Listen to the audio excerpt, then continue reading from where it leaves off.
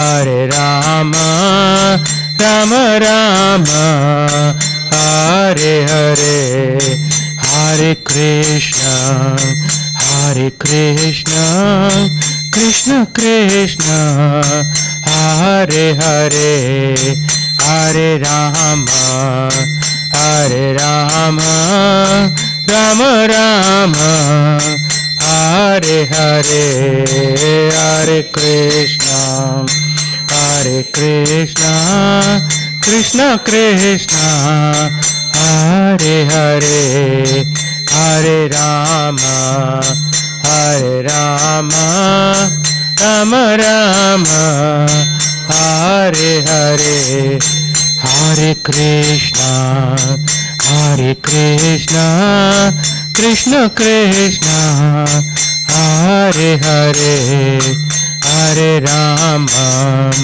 Hare Rama, Rama Rama, Hare Hare, Hare Krishna, Hare Krishna, Krishna Krishna, Hare Hare, Hare Rama, Hare Rama, Rama Rama, Hare Hare, Hare Krishna, Hare Krishna, Krishna Krishna, Hare Hare, Hare Rama, Hare Rama, Rama Rama, Hare Hare, Hare Krishna, Hare Krishna, Krishna Krishna, Hare Hare, Hare Rama, Hare Rama, Rama Rama, Hare Hare, Hare Krishna, Hare Krishna, Krishna Krishna, Hare Hare, Hare Rama,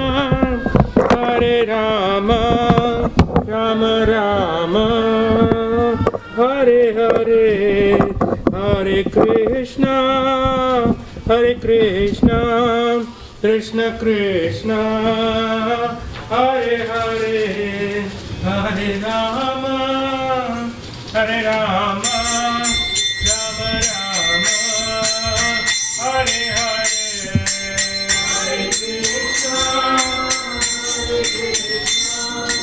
Krishna Krishna,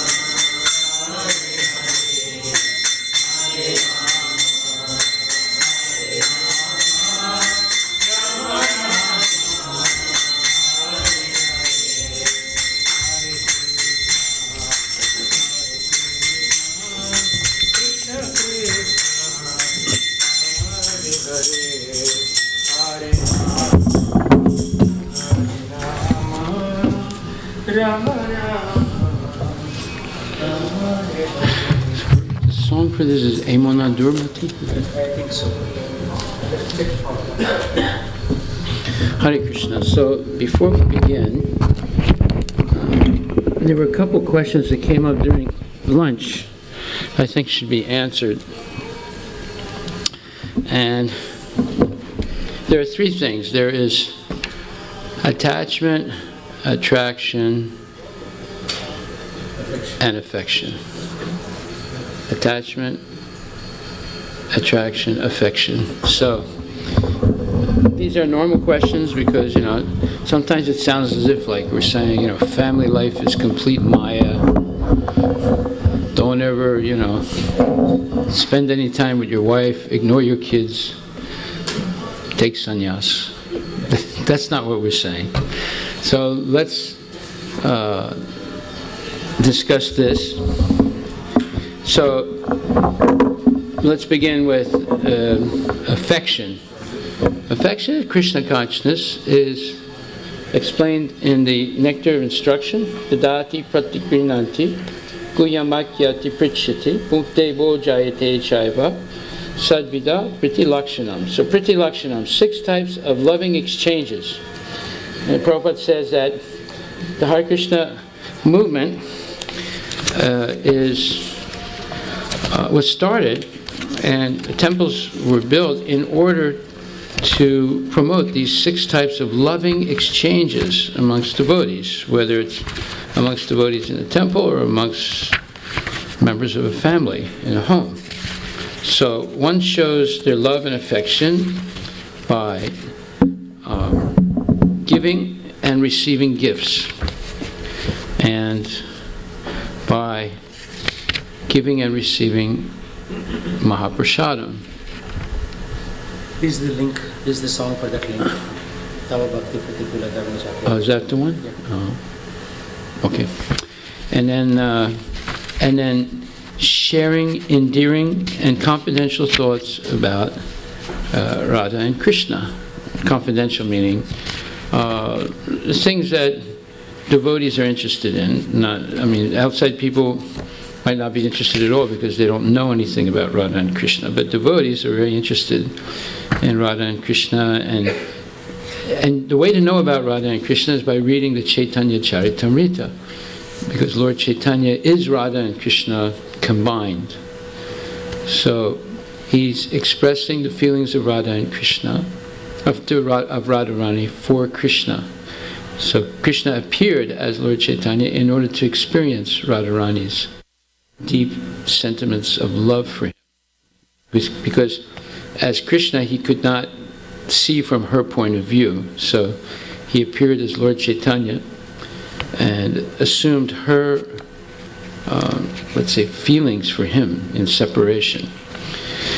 So you learn about the confidential things about Radha and Krishna by reading the Chaitanya Charitamrita, especially all of it, and especially the Antya Lila, and then sharing that.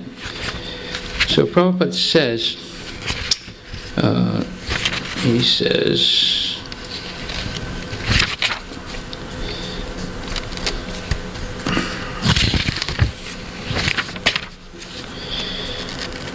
the conclusion is that we should always keep company with devotees, observe the regulative devotional principles, follow in the footsteps of acharyas, and in full obedience carry out the orders of the spiritual master. In this way, we shall be able to develop our devotional service and dormant Krishna consciousness. The devotee who is either a neophyte or a Mahabhagavata, a greatly advanced devotee, but is within the middle status of devotional service, is expected to love the Supreme Personality of Godhead, make friends with the devotees, show favor to the ignorant, and reject the jealous and demoniac. In this verse, there's a brief mention of the process of making loving transactions with the Supreme Personality of Godhead and making friends with the devotees. According to the Dadati principle, an advanced devotee is supposed to spend at least 50% of his income on the service of the Lord and his devotees. Srila Rupa Goswami has set this example. So, the way to express affection is through these 6 loving exchanges. Well, let's think about this. Srila Prabhupada has spoken a lot about his father and his family. And he said that his father, when he realized that his young son wanted to do the Rath Yatra festival, he went out and bought him a Rath cart, even though he was not a very wealthy person. But somehow or other, one lady in the neighborhood heard that he was looking for a Rath cart for her son, and she had a small one in her house that she wasn't using anymore, and she offered to sell it for a very small amount. And Prabhupada's father went out of his way to get that Rath cart for his son and made his son very happy. And 60, 70 years later, Prabhupada's still talking about it. Something that his father did for him. Then he also mentions that one time he wanted kachoris, but his mother refused to make it. So when his father came home from work, Prabhupada asked him, and his father made them for him. And 70 years later, he's talking about it still. He's saying, but those are affectionate exchanges, right? And then Prabhupada also talks about how often, maybe once, twice, 3 times a week, Prabhupada would invite guests to eat in his house, in the family house, and they were usually saintly people, sannyasis and gurus and things like that. And every time, his father would ask the saint, the person, to bless his son to become a devotee. So Prabhupada also, 70 years later, he's talking about that.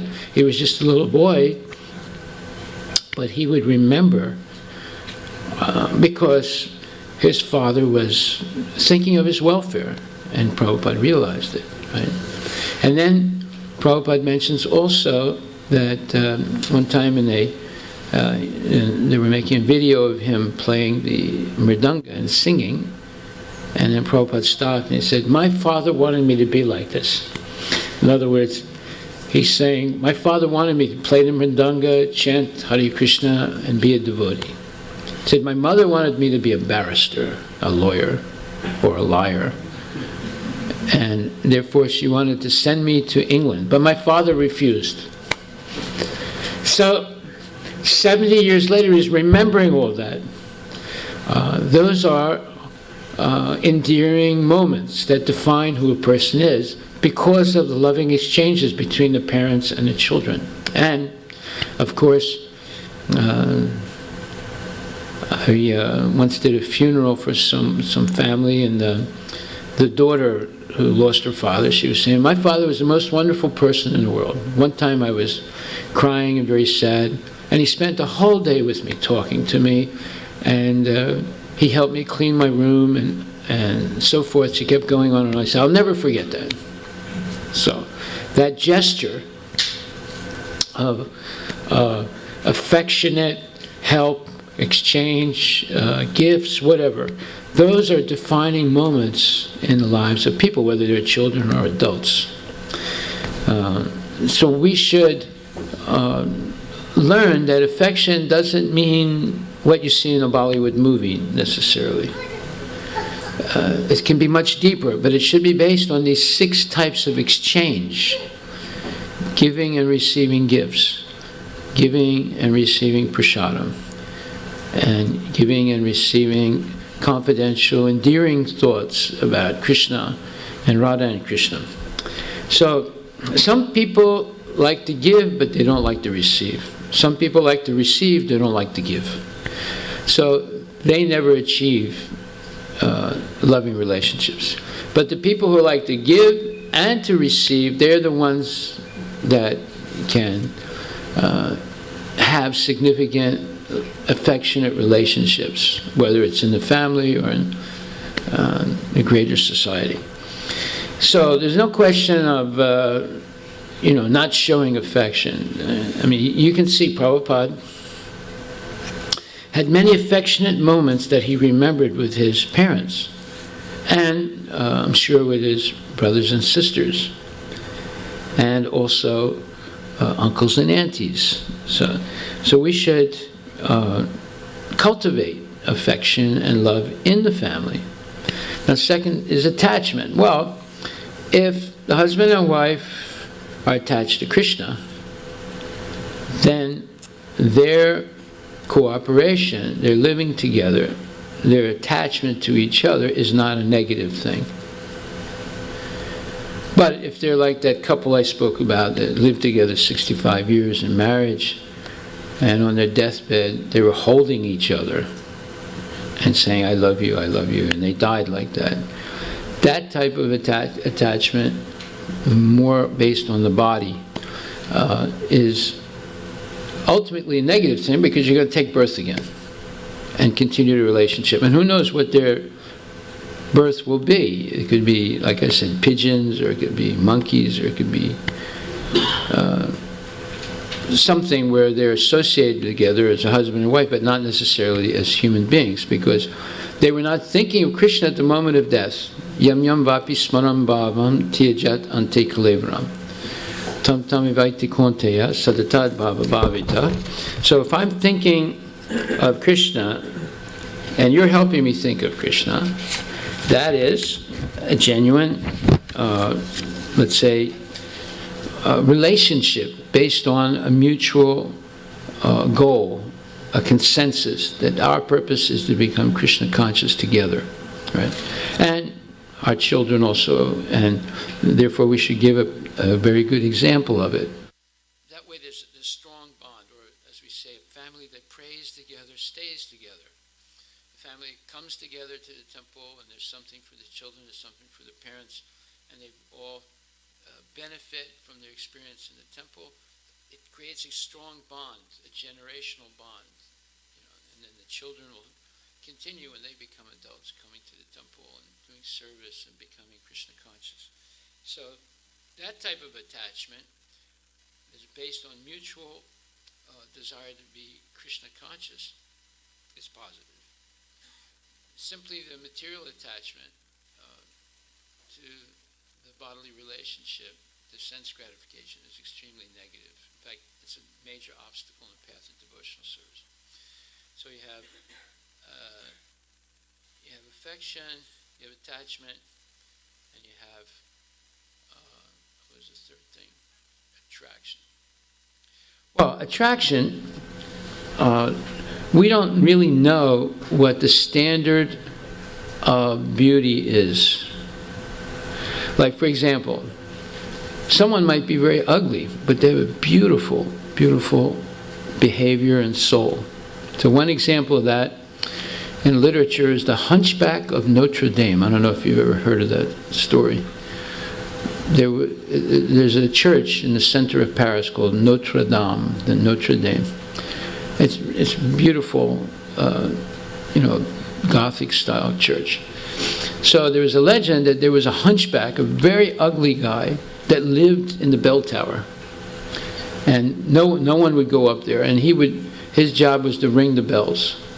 And late at night he'd come down and forage in garbage cans, or get some food somehow or other, and then he'd go back up again.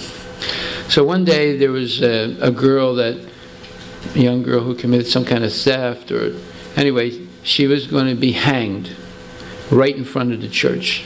So they set up the gallows, and they brought her, and she was crying and screaming, and her family was there, and everyone, there was a lot of emotion. Some people wanted to see her hang, other people were very emotionally distraught that she was going to be hanged.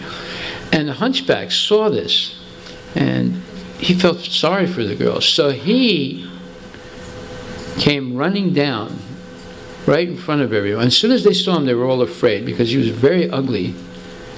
And he grabs the girl and, rips off the noose around her and takes her up into the bellows, into the bell tower on top of the church. And she's horrified too, because he's an extremely ugly guy, And no one went up there. They were afraid, because he was a dangerous guy in many ways. And now she's alone with him, and he's afraid to even show his face to her, so he's sort of hiding his face like this, and she's afraid too. Proximity can breed contempt. Proximity can also breed attachment. Because he saved her life, she becomes attached to him. And then she wants to do things for him. He doesn't want her to do anything for him. And then he thinks, maybe you should go. No, you can't go. They'll catch you and hang you. And so, he's all full of emotion and confusion. But she's not. She begins to develop attachment for him. And then she tells him, it doesn't matter. Why don't you just look at me? He said, no, I don't want to look at you. I'm too ugly. But finally they fall in love. So, why? Well, she wasn't attracted to the way he looked. She was attracted because of his behavior, his kindness, his chivalry, his courage. All these things saved her life. And finally, they developed this very, very close attachment. Anyway, it ends up very sadly, but it's sort of a reverse type of love story. But it's very interesting, because if we only look at the body, we can make a lot of mistakes. Just like Surpanaka, she was a Rakshasi, she was able to change her body and look like a beautiful young girl. So did Putana, right? Mother Yashoda thought Putana was a demigoddess. But she was actually a hideous demon. And so was Surpanaka. So many of these movie stars, they're like that. When you see them without any makeup and without their false hair and without the eyelashes and the high heels and everything, their tight dress, they're very ugly. But then they put all this stuff on their face and they fix themselves up and they look like, movie stars. So you see, that type of beauty is only skin deep. What counts is what kind of person. They can be the most obnoxious person in the world. But because of plastic surgery and so forth, Botox, whatever, they look beautiful. But actually, as soon as they start talking and acting, you think, this is the most horrible person I've ever met in my life. So this attraction should be on the basis of behavior, of how the person talks, how they behave, how they react, whether they get angry or not angry, whether they're lusty or not lusty, whether they're greedy or not greedy. That is the actual criterion that one should look for in attraction to someone. So are there any questions about that? I mean, we are not anti-family, and it's definitely not the message of Krishna consciousness. In fact, we are pro-family, pro-Krishna conscious family, where everyone lives together peacefully and happily, and together they all become Krishna conscious. And because of that, in Vaikuntha you have what's called eternal couples. Husband and first of all, they're physically extremely gorgeous people. And they're very happy, and they're very peaceful, and everything is wonderful. And they're living together affectionately in Vaikuntha because they were attached to each other in their mutual dedication to Krishna. So you'll see that Mother Devaki and Vasudeva, they did tapasya together for 12,000 years in order to have Krishna as their son. That means they were together. They have Shiva and Parvati, they're together. You have Lakshmi Narayana. You have millions and millions of eternally liberated couples in Vaikuntha. Now, Goloka Vrindavan is a little different, but in Vaikuntha you have ideal men and women, ideal families, ideal couples. When I say family, people don't have to reproduce there, they're all eternal. But they have ideal lives with no misery and all happiness all the time. Okay, so if there are no questions, then we'll go forward. So today, the second part today is Pratikulya Shivarjanam. That is, rejecting all things that are not favorable to Krishna consciousness. Yes? I just said, you said that example of that funeral? Yeah. Where the father basically was to spend time with the daughter, or if she was in trouble because of her. Yes. If we look from a devotee's perspective, we have good happy devotee families also, but there is no directly involvement of, in the sense of devotion to Krishna. You're saying this. Maybe some person is in trouble, whatever, and they're trying to help them, or something like that. Okay, so it's not exactly that. At that time, it's not exactly as if we are talking about Krishna or we're doing any direct emotional activity. But still, you said there's a positive activity in this, showing affection towards. Okay, try and summarize your questions in a shorter version with the microphone.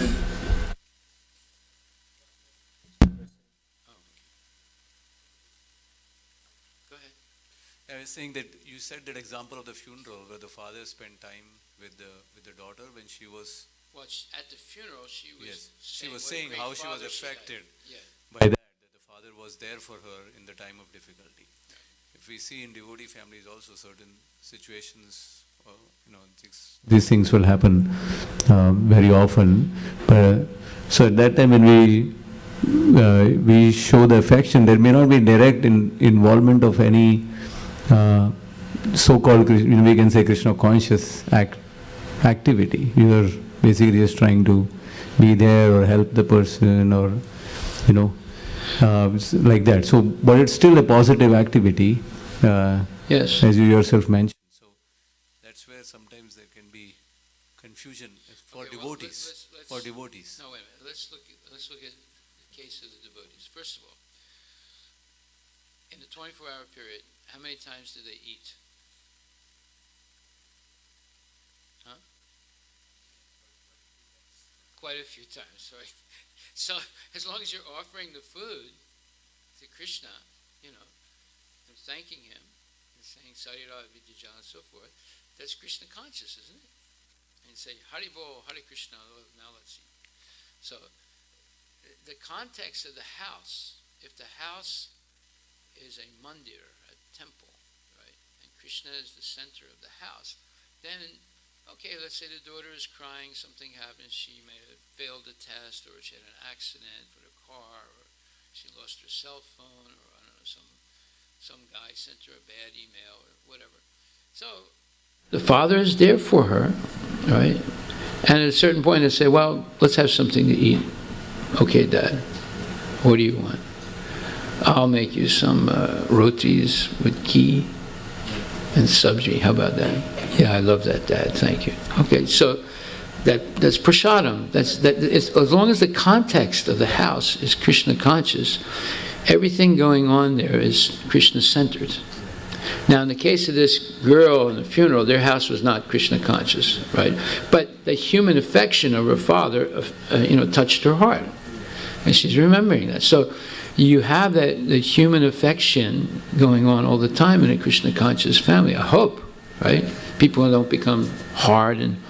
I met one devotee. Usually, new converts are very fanatical, right? So this one devotee, after he became a devotee, he went home to his parents and said, unless you sell your house and you give all the money to Gurudev, I'm never going to talk to you again, I'm never going to come here. Now, his parents were like 65, they had just retired. It took them 30 years to pay off the house. And he's saying, you sell your house, you come and live in the temple. Mom, you live with brahmachari, and his dad used to live with the brahmachari. It was crazy. He was mentally ill, right? And the parents couldn't do it. I mean, and when you're dealing with fanatics, with crazy people, they make everything impossible. And before they might have been, humanly reactive, and now they act like, there's some, like Hitler or somebody. So that you have to be very careful. New converts always become fanatical. Not everyone, but a lot. And sometimes they do atrocious things that years later they'll regret. Right? Years later, this guy left Krishna consciousness, got married 4 different times, right? And it's completely blooped, right? But years before that, he was a fanatic, and there was no compromise, no middle ground. So we have to be very careful that we don't become hardened just because we chant 16 rounds. We cannot lose the human, let's say, gentle nature. A devotee, by the way, we read the qualities of a devotee, right? There was no mention of being hard and mean and nasty and fanatical. It's about being gentle, being intelligent, being sympathetic and compassionate and so forth. So we have to be very, very careful. Okay, because kids, they'll remember, Dad forced me to do this, he forced me to do that. And then when they get to be 16, 17, they don't want to have anything to do with Krishna consciousness. Whereas Prabhupada is remembering his dad made kachoris for him, went out of his way to get him a little rati out the cart, always was praying for his welfare. And you can go through a list of maybe 100 things that Prabhupada remembers about his father and mother. So we should, there's another thing. He said one time he was very sick and the doctor said that he should eat chicken soup. This is in Bengal, 70, 80 years ago, 100 years ago. Prabhupada said, my son is not going to eat chicken soup. My son is a devotee. So Prabhupada's talking about it. 70 years after, he remembers what his father did, and it defines who he is, those type of moments. Okay. So now, we'll get any other questions about this? Okay. So we'll come to rejecting everything unfavorable. So this is the second verse of the Nectar of Devotion that says, Anukul atyahara prayasascha prajalpo niyamagraha janasangas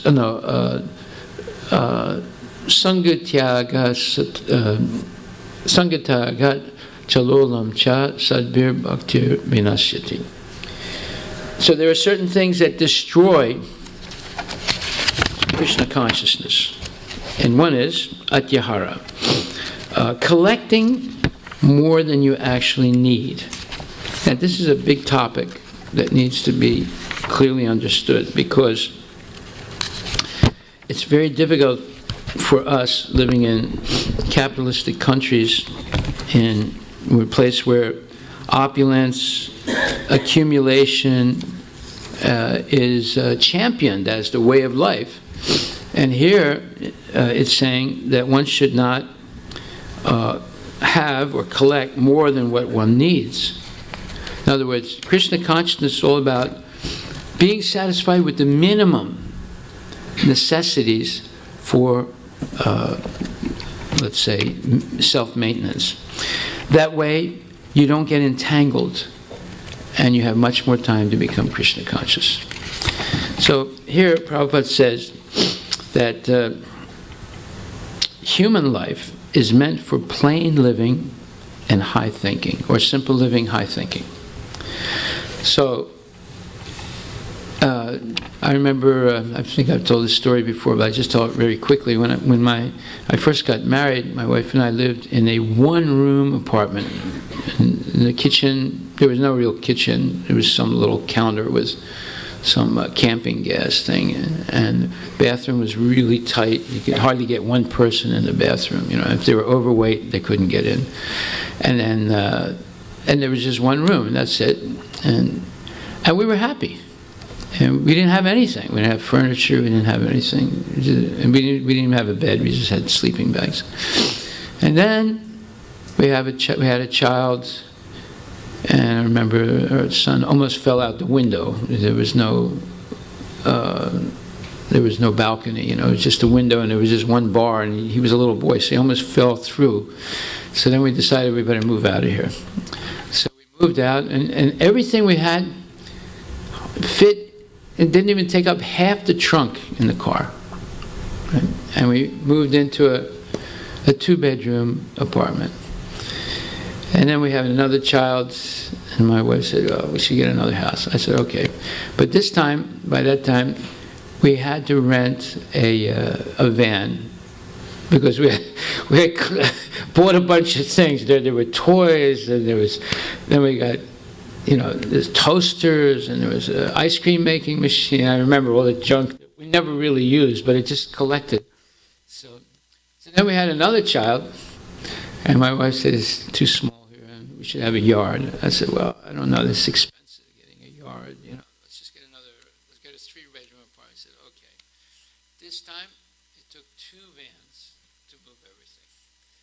You know, there were books, and there was clothing, and, you know, diapers, and it's just junk, you know, but we had collected it. Then we had another child, and my wife said, "That's it, you know, we have to have a big house, we have to have a yard, you know, who knows how many more kids we're going to have." I said, "Okay." So we bought a big house with a big yard. We had to rent a professional moving company to move all the junk. You know, there was furniture, there was tables and chairs, and just so many things, you know. I kept saying, "Well, why don't we throw this?" I said, "No, we can't throw it out. I need that." I said, "Okay." So, so then we had 2 more kids, and she said, "The yard's too small, the house is too small." I said, it's already 5-bedroom house. I know, but we have 6 kids, and sometimes people come and stay over. Gurus come and things like that. And I said, okay, so we got a much bigger house this time, much bigger yard. And there was like a swimming pool and everything. And this time, again, we had professional movers and had a big truck this time, And, there were shoes that you never wear, but they were there. And all kinds of junk, And then what happened? Finally, that house burned down. That was Krishna's mercy, right? Because all the junk got burned. And my wife said, I don't want anything else. She said, I'm glad all that stuff burned, It's just, whatever remains, just put it in a storage place. I never want to see it again. I'm just going to live real simple from now on. So that's what happens, you husband and wife live together, and they accumulate things. You don't even realize it at first. At first you start with nothing, and then all of a sudden there's huge accumulation, and then you keep changing houses and bigger houses, and all of a sudden you're overwhelmed with junk. Things you you don't want, but you can't get rid of it because of attachment. See? So this collecting more than you need, atyahara, is a very, very entangling thing. And it's very difficult. I mean, when the house burned down, it was actually a blessing. Because if it didn't burn down, we wouldn't have gotten rid of anything. But then we just said, that's it. We're not going to accumulate anymore. We're just going to downsize now. So, when a person decides to serve Krishna, something very positive happens. Mahatmanas tumam partha, daivim pakritim asrita, bhajanti ananya manaso, gyatva bhuttadam avyayam. One comes under the protection of Krishna's daivi prakritim. That means his divine nature. Krishna protects his devotees. And because of that, one does not live in constant anxiety or fear or apprehension, because they know somehow or other, it's mysterious, it might not even be rational, but Krishna is going to protect us. And even though I was, we were married, we were having so many kids, we were collecting things, and I had a big business and everything, still, we had that faith. We were like fearless. We didn't think, because Prabhupada was there then, we didn't even think about the future. We just knew that everything's going to be all right. So that Daivim Pakritim is very important, because there's 3 types of miseries. Miseries of this body, miseries caused by other bodies, miseries caused by cataclysmic events. We don't really have any control over those things, unless we live a Krishna conscious life. Then Krishna controls it for us. He relieves us of our previous karma, and he makes things easy. And you'll see that. You'll see Krishna's hand guiding you at every step if you are a little bit sensitive and you have faith that Krishna is there for us. But there are certain things we have to understand that ruin spiritual life. And one is collecting more than we need. And Prabhupada says, according to nature's arrangement, the living entities lower on the evolutionary scale do not eat or collect more than necessary. Consequently, in the animal kingdom, there's generally no economic problem or scarcity of necessities. If a bag of rice is placed in a public place, birds will come to eat a few grains and go away. They're expecting to come back the next day and find some more. They have the faith that God will protect because God is providing for them. A human being, however, will take away the whole bag of rice. He will eat all his stomach can hold and then try to keep the rest in storage. According to scriptures, this collecting of more than necessary, atyahara, is prohibited. Now the entire world is suffering because of it. Occupy Wall Street. What was that all about? It was about people living on the ground floor walking the streets, taking the subway in New York, and other people living on the 40th, 50th, 60th floor, those people are making $1 million a day. And the people down on the ground, they're living paycheck to paycheck. And 99% are on the ground, and 1% are up there, the 40th, 50th floor, and it doesn't seem right. Why should they be making so much money? And everybody else is just subsisting, just hardly making a living, working hard and just scraping a living. So therefore people protested. It was called Occupy Wall Street. And they were, but now see, in the Vedic times, that type of envy and mad and angry reaction wasn't there, because there were regular yajnas, sacrifices performed, and in those sacrifices everyone was given charity. The Brahmins were given charity, and the Brahmins lived with the common people. They would give charity to the common people. They wouldn't accumulate wealth themselves because they were real Brahmins. And everyone was happy. There was no scarcity. And people were living in harmony with nature. They were living pious lives. They were performing regular devotional activities. So collecting and eating more than necessary also causes prayasa, unnecessary endeavor. Just like one family came up to me and said, Prabhu, our best friend just bought an $800,000 house. So we're thinking of buying an $800,000, maybe $900,000 house. I said, why? So when did they got that? And we want to get one too. I said, can you afford it? They said, no. I said, then don't get it. Said, no, we have to get it. We can get a mortgage. We can get a mortgage. The bank will give it. I said, but if you can't afford it, why do you want to get a mortgage? But because they got one. What do you care they got one? You can't always emulate everyone. If they're foolish enough to buy a house that they can't afford, that's their problem. Why do you have to do that? So I convinced them. I said, look, how much is that house going to cost you every month? They said, well, it's going to cost about $4,000. I said, okay, here's what you do. Every month you put $4,000 that you were going to pay for that house in the bank.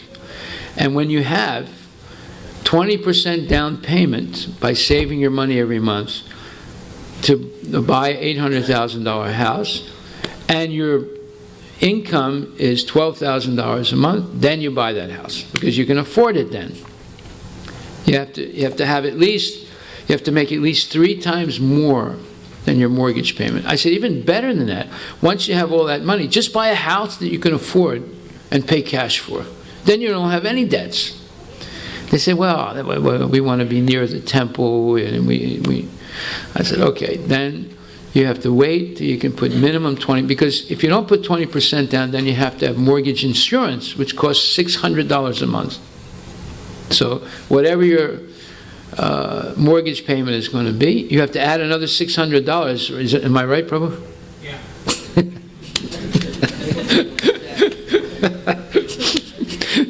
So, but if you can put 20% or more, you don't have to pay the mortgage insurance, right? So you see, people are being ripped off all the time. It's a type of slavery. Before they would, take a gun and put it to your head and put a chain around your neck and you become a slave. Nowadays, they give you credit and you're a slave. They figured out a smarter way to create slavery, you see. Anyway, by God's arrangement, anyone in any part of the world can live very peacefully if he has some land and a milk cow.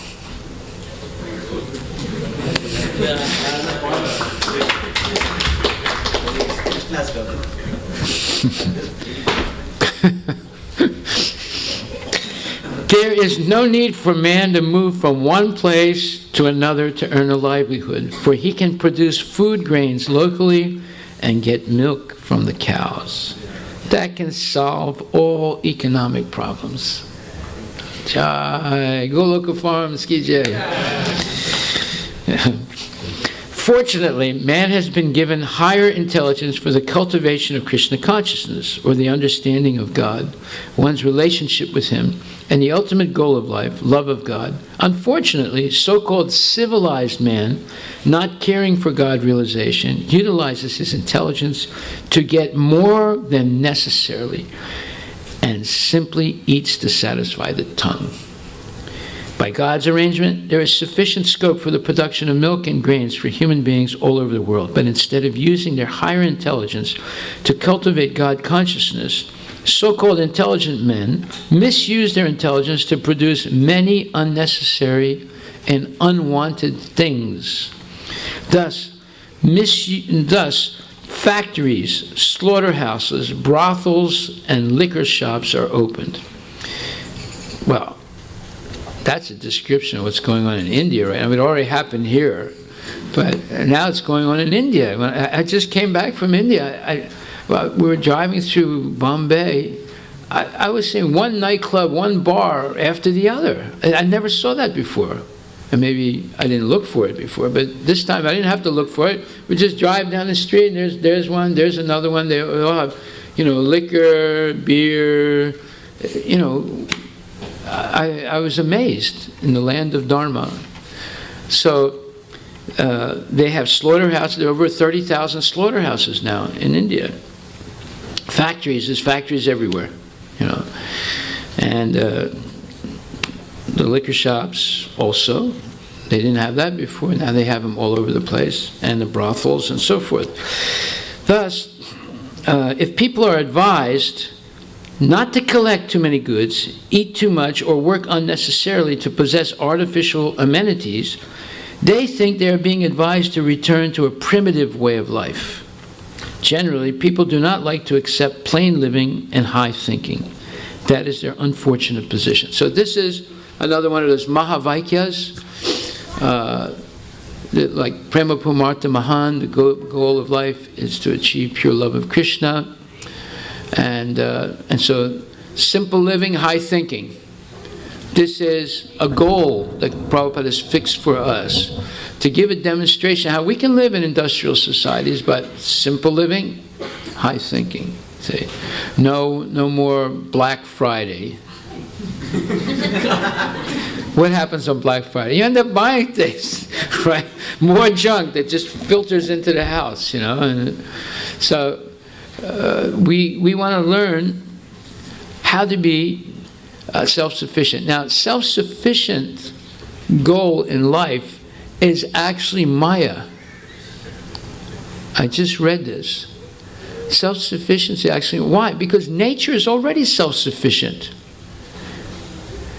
You don't have to, all the big guys nowadays are talking about, self-sufficiency. We have to do this, and Tesla batteries, and electric cars, and this thing, and that thing, and no more carbon, petroleum products, and it's all nonsense.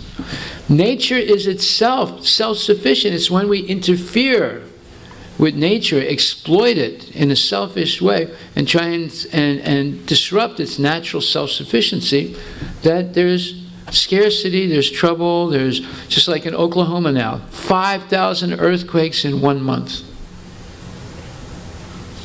5,000, most of them were tiny earthquakes, but they recorded them on a seismograph. You know why?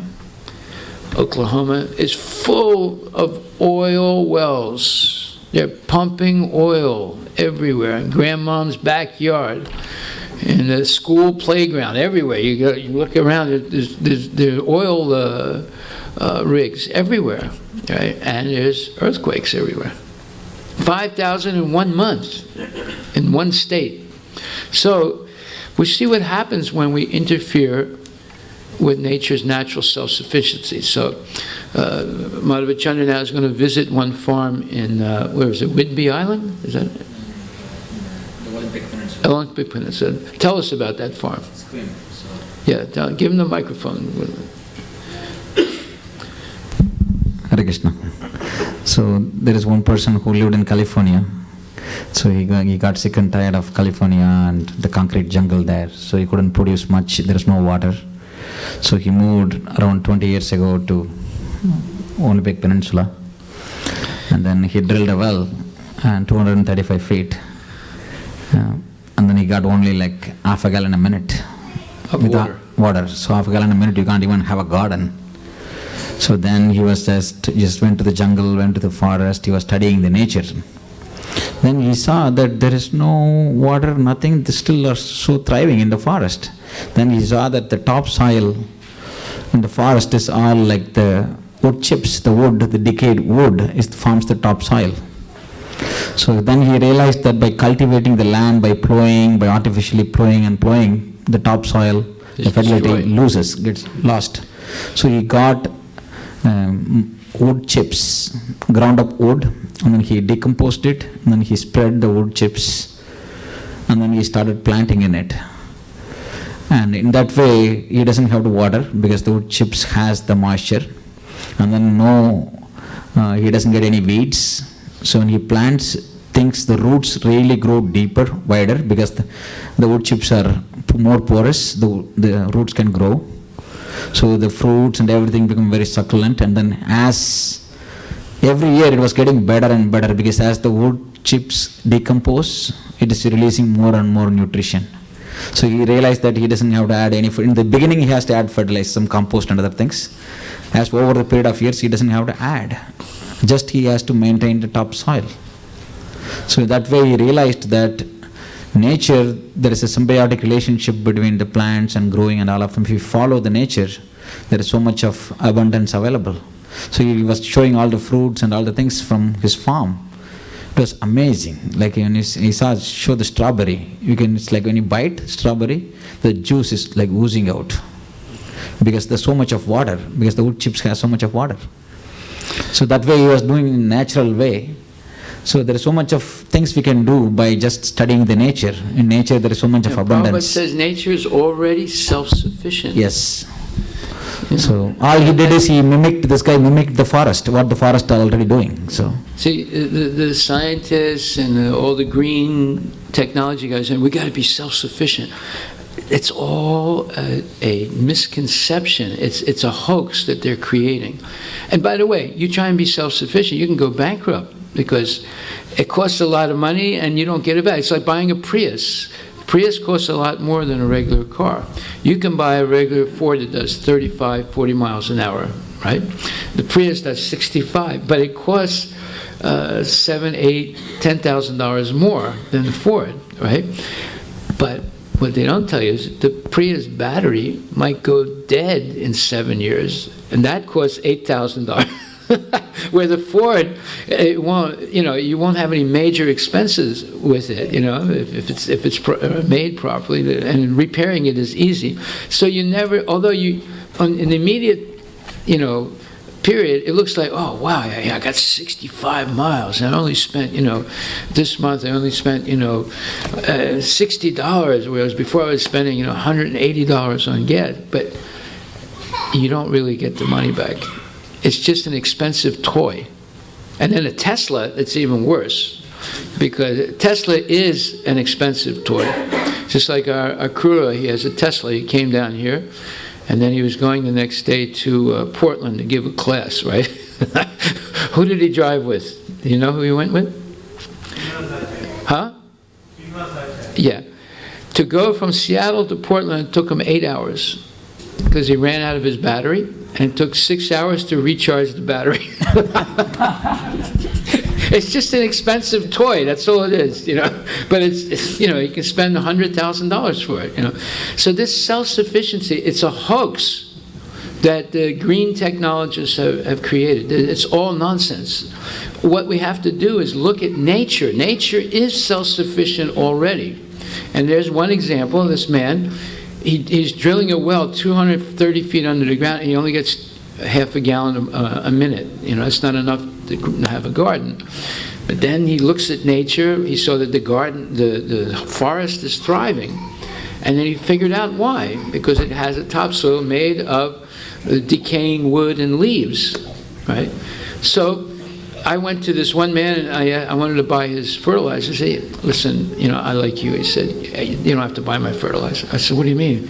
You have really good fertilizer. He said, yeah, I got really good fertilizer, but the old guys, what they did was every fall they collected all the leaves and grass and they composted it and they put some of the droppings from their kitchen in there, and that's the best topsoil. That's the best fertilizer. He said, just work with nature. And he's teaching me that, right? But then I read this. Prabhupada says nature is already self-sufficient. Then it hit me like an iron brick. My God.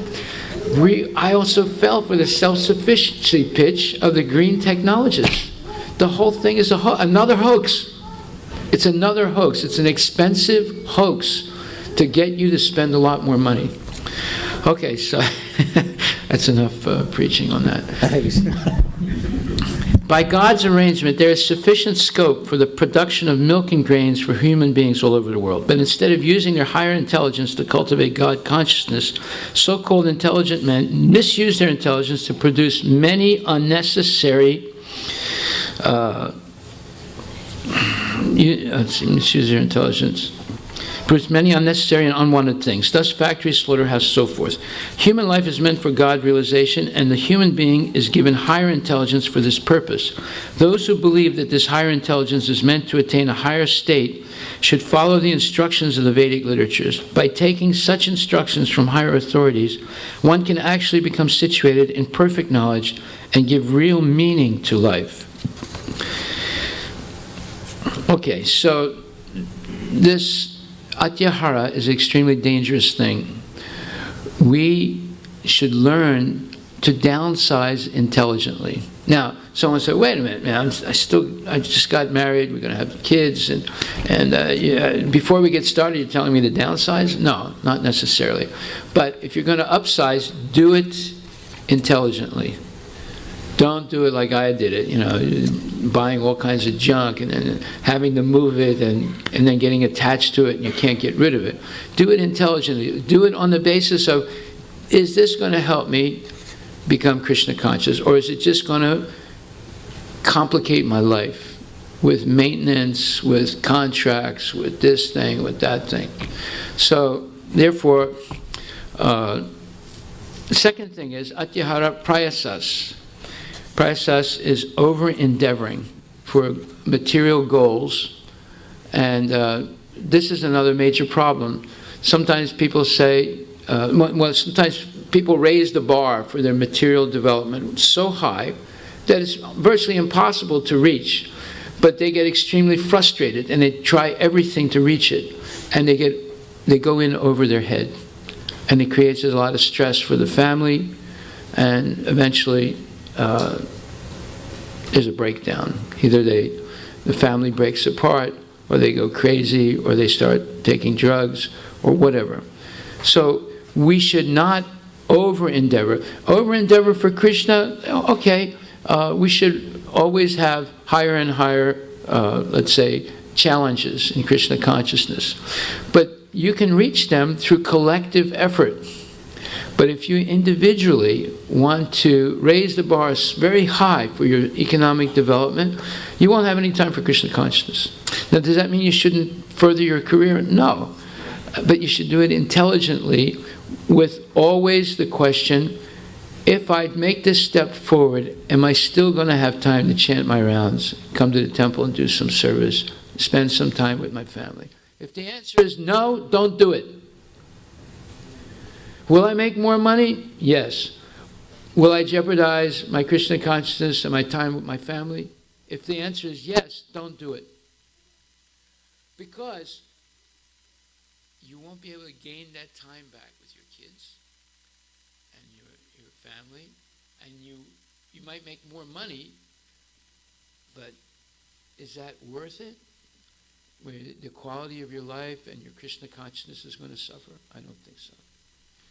So, if one becomes too entangled by this over-endeavoring for mundane things that are difficult to obtain, it's very negative for your spiritual life. On the other hand, like for example, one person came up to me and said, "Prabhu," he said, listening to your lectures, he said, "Actually, I don't like to come to your lectures." I said, "Why not?" "You say the same thing all the time. Don't eat meat, chant Hare Krishna." He said, "I'm selling meat for a living.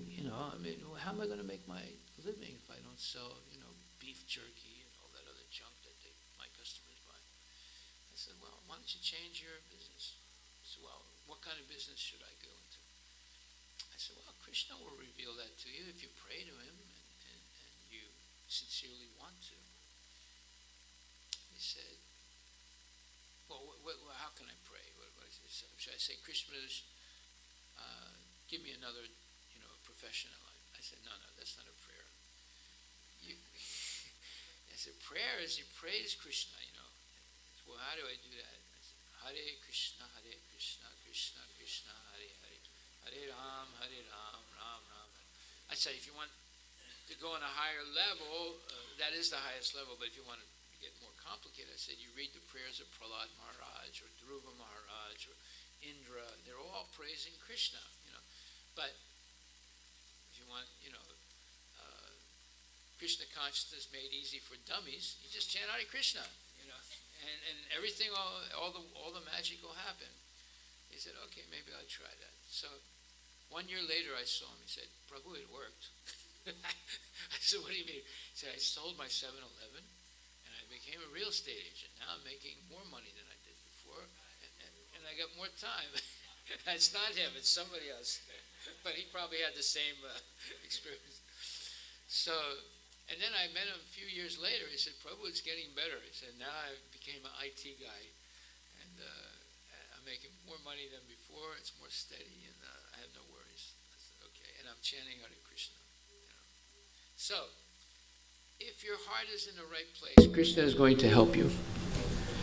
We might get ourselves in a difficult situation because we didn't know any better, and we were just trying to follow the crowd, follow the lemmings, jumping off the cliff. However, if we are sincere about chanting, and Krishna is going to help you, and you'll see that the situation will clear up.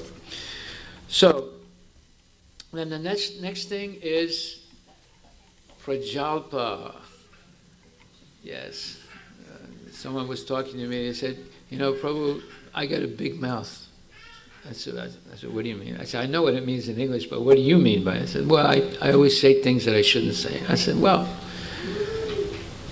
if you want to have trouble, do it. But if you don't want to have trouble, then don't do it, right? So, therefore, talking nonsense is prohibited in Krishna consciousness. We should only talk uplifting things and refrain from prajalpa, rumors and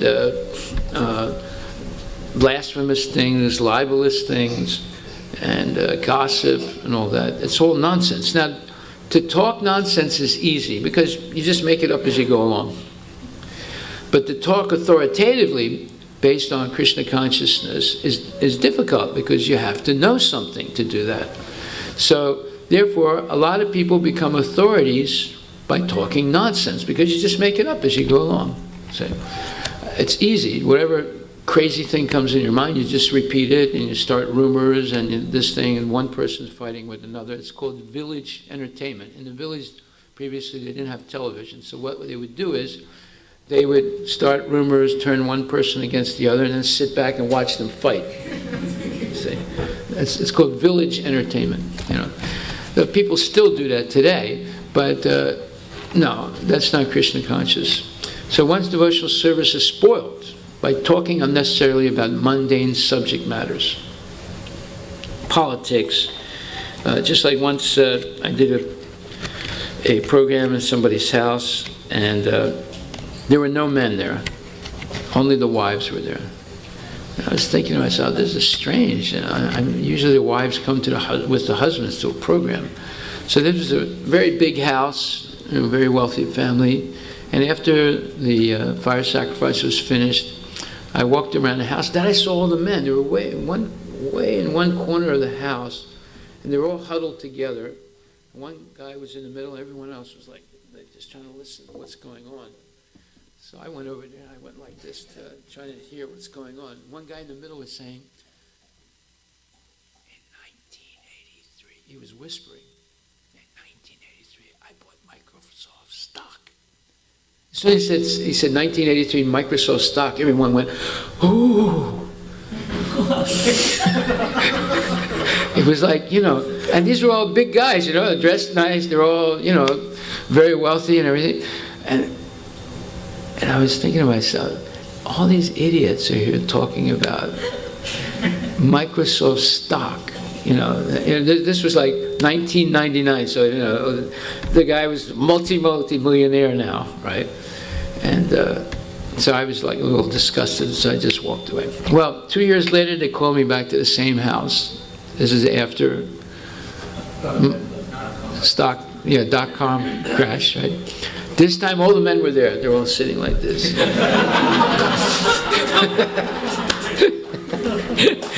So I was saying, we should all have time in our life. We shouldn't get overwhelmed with making money, because money can come and money can go. Everyone went. So I said, we should all get serious, about Krishna consciousness. And they were saying, they were all nodding their heads, So what changed? The stock market crashed. All the portfolios crashed, right? There was no more, Microsoft stock or this stock. They were all disgusted, and they became serious. By the way, after 9/11, I remember, the temple was filled with people. We had that little house, but it was packed every Sunday for about 4 weeks. And then after they saw George Bush, invaded Afghanistan, and I'm going to kill them guys, so nobody came after that. But for 4 weeks, the temple was packed because everyone was afraid. They didn't know what was going to happen. Maybe they'd have to learn how to speak Arabic or something, So, yeah. When you're crossing the river, you're praying, but when you get to the other side of the river, you stop praying. You see? So that's our problem. Let's see, we have a bad echo, so maybe you want to lower the microphone a little bit. So this prajalpa, if we must talk, we should talk about the Krishna consciousness movement. Those outside the Krishna consciousness movement are interested in reading heaps of newspapers, magazines, and novels, solving crossword puzzles, and doing many other nonsensical things. In this fashion, people simply waste their valuable time and energy. In the Western countries, old men, retired from active life, play cards, fish, watch television, and debate about useless socio-political schemes. All these and other frivolous activities are included in the prajalpa category. Intelligent persons interested in Krishna consciousness should never take part in such activities. This is Prabhupada's purport to Atyaharas Prayasas, the second verse of the Nectar of Instruction. Okay. If you go to India today, I stayed in one neighborhood in Delhi. There were old men playing cards the whole day. Is that right? In fact, all over North India, I don't know about South India, maybe the same thing. Same thing. All day long, they're playing cards, talking, drinking coffee, tea, whatever. It's nonsense. So we should definitely not become an old man and play cards. That's a waste of time. We should become an old man and chant Hare Krishna. The next, Janasanga, refers to associating with persons not interested in Krishna consciousness. One should strictly avoid such association. Srila Narottam Das Thakur has therefore advised us to live only in the association of Krishna conscious devotees, Bhakta Sanivas. One should always engage in the service of the Lord in the association of the Lord's devotees. Association with those engaged in a similar line of business is very conducive to advancement in that business. Consequently, materialistic persons from various associations and clubs form various associations and clubs to enhance their business endeavors. For example, in the business world, we find such institutions as the Stock Exchange and the Chamber of Commerce. Similarly, we have established the International Society for Krishna Consciousness to give people an opportunity to associate with those who have not forgotten Krishna. This spiritual association offered by our ISKCON movement is increasing day by day. Many people from different parts of the world are joining this society to awaken their dormant Krishna consciousness. Krishna Bhakti Nitya Siddha Sarva Kavahai. So, Krishna consciousness is dormant in our heart. It's not something foreign to us. It's not something that has to be injected. It's right in the heart. And when you ignite the heart with Krishna consciousness by chanting Hare Krishna and taking prasadam and associating with devotees, it explodes. It comes out because it's natural. It's our original state.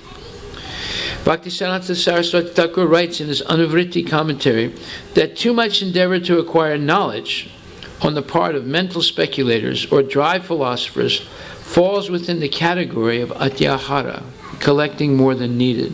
So some people, they want to get all these different degrees, and they think studying is more important than doing service, that washing the dishes in the kitchen is for low-class people.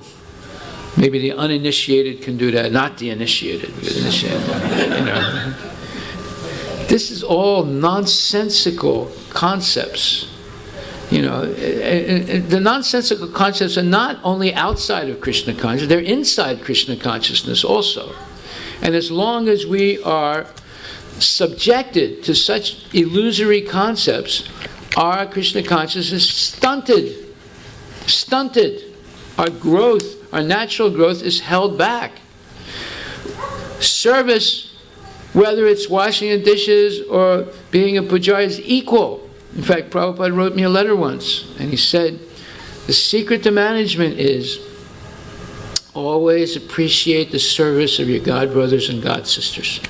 He said, Krishna appreciates the service of Srimati Radharani equally with that of a little calf in Vrindavan. He said, I'm giving you this hint. So, we should be very, very attentive to have devotional service. Having devotional service is a great blessing. And when your responsibilities increase, when people ask you to do more, you should take that as Lord Chaitanya's special mercy. We shouldn't reduce. If anything, we should maintain, and better than that is to increase our responsibilities in Krishna consciousness. Not be afraid. The more you do for Krishna, the more energy you'll have, and the more efficiently you'll do everything else. I can guarantee you. And the less you do, the less energy you have. You might have plenty more energy to work overtime and even sleep under the computer at work, so you have more time to be on the computer.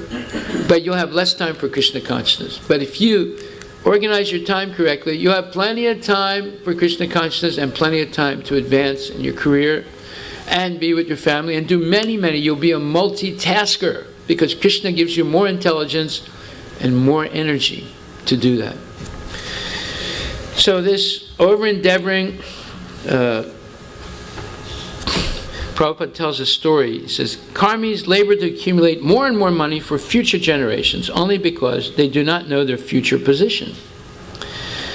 Interested only in getting more and more money for their sons and grandsons, such foolish persons do not even know what their position is going to be in the next life. There are many incidents that illustrate this point.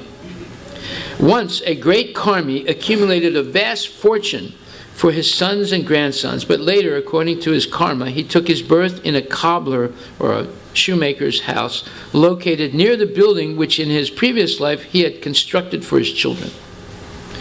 It so happened that when this very cobbler came to his former house, his former sons and grandsons beat him with shoes. Unless the karmis and jnanis become interested in Krishna consciousness, they will simply continue to waste their life in fruitless activities. So, yeah, this is a story. I have a little different version of it. There was a man who became very wealthy, and he was one of those persons that says, the most important thing in my life is family. Right? You hear all the politicians say, once they get caught cheating, they say their wife is right next to them, they're holding hands, and he's speaking in the microphone. Oh, I have to resign now, but the most important thing in my life is family. Well, he didn't think about that when he was cheating on his wife and he got caught, right? But now, he's trying to, make himself, some kind of morally respectable person. Anyway, this man, he worked only for his family. He created a great fortune, and then he had a heart attack and died. And in order to make all that money, he cheated a lot of people.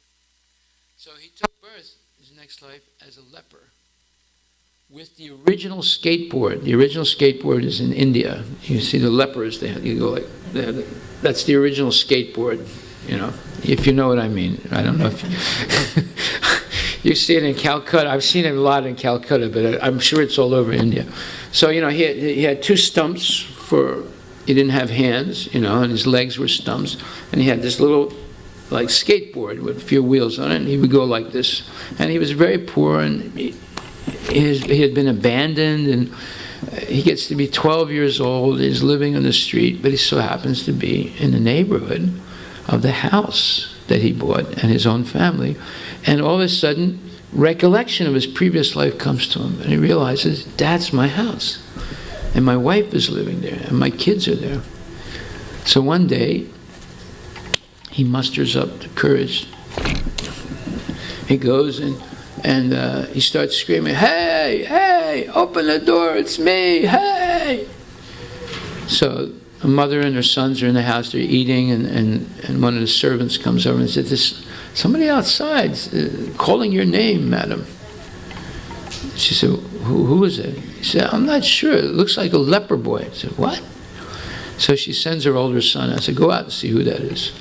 So he goes out, and he opens the door, and he's shocked. And there's this little guy there with 4 stumps, and he's all twisted and everything. He said, it's me, Pitaji, it's me." And he says the name of his son. He said, "Raj, don't you recognize me?" He said, "Who are you?" He said, "What do you mean, who I am? I'm your dad." He said, "You don't look like my dad." He said, No, I took birth like this. Call mom right away. Call Mataji." So he's shocked. He goes back and calls his wife and his other brother, and they come, and she said, "What is it?" He says he's dead. He said, "What? He's dead?" He said, No, he said he took birth and he's a leper now. So she comes and looks at him. He says, "Don't you recognize me? Help me. I bought this damn house for you. I gave you everything. I sacrificed. Look what happened to me. I cheated people, everything for you and for the kids. Now get me in the house." So the boys are shocked, and the mother says, "Come inside a minute." She said, "Kick the kid into the gutter and tell him never to come back, otherwise we'll get him arrested." And that's what they did. Right? So this story is very significant, because the only thing we can take with us at death is our karma. We can't take the family, we can't take the money, we just take our karma. So therefore, there's a real self-interest to become Krishna conscious. If we're thinking about our future and the future of our family and the future of society, one should also avoid association with Mayavadis, who simply blaspheme Vaishnavas, Bhukti Kamis, who are interested in material happiness, Mukti Kamis, who desire liberation by merging in existence of the formless absolute Brahman, and Siddhi Kamis, who desire the perfection of mystic yoga practice, are classified as Atyaharis, people who are trying to accumulate more than what they need. You don't need karma, jnana, and yoga to go back to Godhead. In fact, they are considered obstacles on the path of Krishna consciousness. You simply need to be a pure devotee, simple, pure devotee. Look at people like Tukaram, Haridas Thakur, Narada Muni. None of them were highly educated people in the material sense, but they were pure devotees, and they all went back to Godhead, and they're eternally liberated. Narada Muni by simply eating the remnants of prasadam of Bhakti Vedantas. And Haridas Thakur by receiving the mercy of Lord Chaitanya and chanting Hare Krishna. It doesn't say he studied or he did yoga practice no, he simply chanted holy names and lived a very honest, simple life. And so Harivilas Thakur and Tukaram was a simple man. I'm not even sure if he was a Brahmin. Was he a Brahmin? Was Tukaram a Brahmin? No. But yet he's a pure devotee. And he saved, and he's continuing to save millions of people in Maharashtra. He followed the Sankirtan movement of Lord Chaitanya. In fact, in the Chaitanya Charitamrita, it said he was a disciple of Lord Chaitanya. But even though he came 200 years later, 200 or 300 years after Lord Chaitanya, he's considered a disciple of the Lord. Okay, therefore it says, those interested in Krishna consciousness should not be eager to accept rules and regulations for economic advancement. Yet, they should very faithfully accept scriptural rules and regulations for the advancement of Krishna consciousness. They should strictly follow the regulative principles by avoiding illicit sex, meat eating, gambling, and intoxication. So what does he mean by rules and regulations for economic advancement? Well, it's like this. A lot of people come here from India, and then they get jobs, let's say in Alabama or Mississippi or Michigan or somewhere. And all of a sudden they're working with people, they're all around them, they're all meat eaters. They watch the Super Bowl, they eat hot dogs, they drink Budweiser, and they talk baseball, they talk how to make more money, they talk this thing, that thing. And little by little, they take on the same habits. Even though in India, they would never do those things. Right? And in order to go ahead, they see if they don't go on the company outings and the dinners and the lunches where there's drinking, there's smoking, there's eating meat, everyone looks at them and says, "What's the matter with you, man? Are you sick? You're not feeling well? You don't eat meat?" I said, "No, I'm a vegetarian." "Vegetarian? I thought only people who are sick eat vegetables." You see, so all of a sudden they get shamed, or they think, well, for me to advance in my career, I should eat meat. I should smoke. I should drink. There was this one man in India. He was a Hindu, but he was rather poor. And then the Christians came to his village and they were preaching to him. And they told him, "Look, Hindus are not doing anything for you, but we'll do a lot for you. We'll educate you and your kids for free. And if you become a Christian, we'll give you supplemental income. And if you do really good and your kids do good, you learn to speak English well, we'll help you immigrate to the United States." What do you think he said? "Hanji, yes, I'll do it, because the Hindus are doing nothing for me and I'm not going anywhere like this." So he became a Christian. He got some education. His kids got good education. He got some supplemental income. They helped him get a better job. And he started eating meat and drinking the what do you call that? The wine and things like that. And eventually, he came to the United States, and he got a good job, and he was always connected to the church. And by the way, these Hindu Christians are the most fanatical people I've ever met in my life. I never met people like that. I don't call them Christians. They're not Christians in the real sense of the word. They're fanatics. Maybe not all of them, but the ones I've met, most of them are. They hate Hinduism. They hate Hindus vehemently, more than Muslims. Right? And anyway, this man came to the United States, and in the United States he ate more meat because he has to prove he's not a Hindu. So he ate more meat than the Americans. He drank more wine and beer.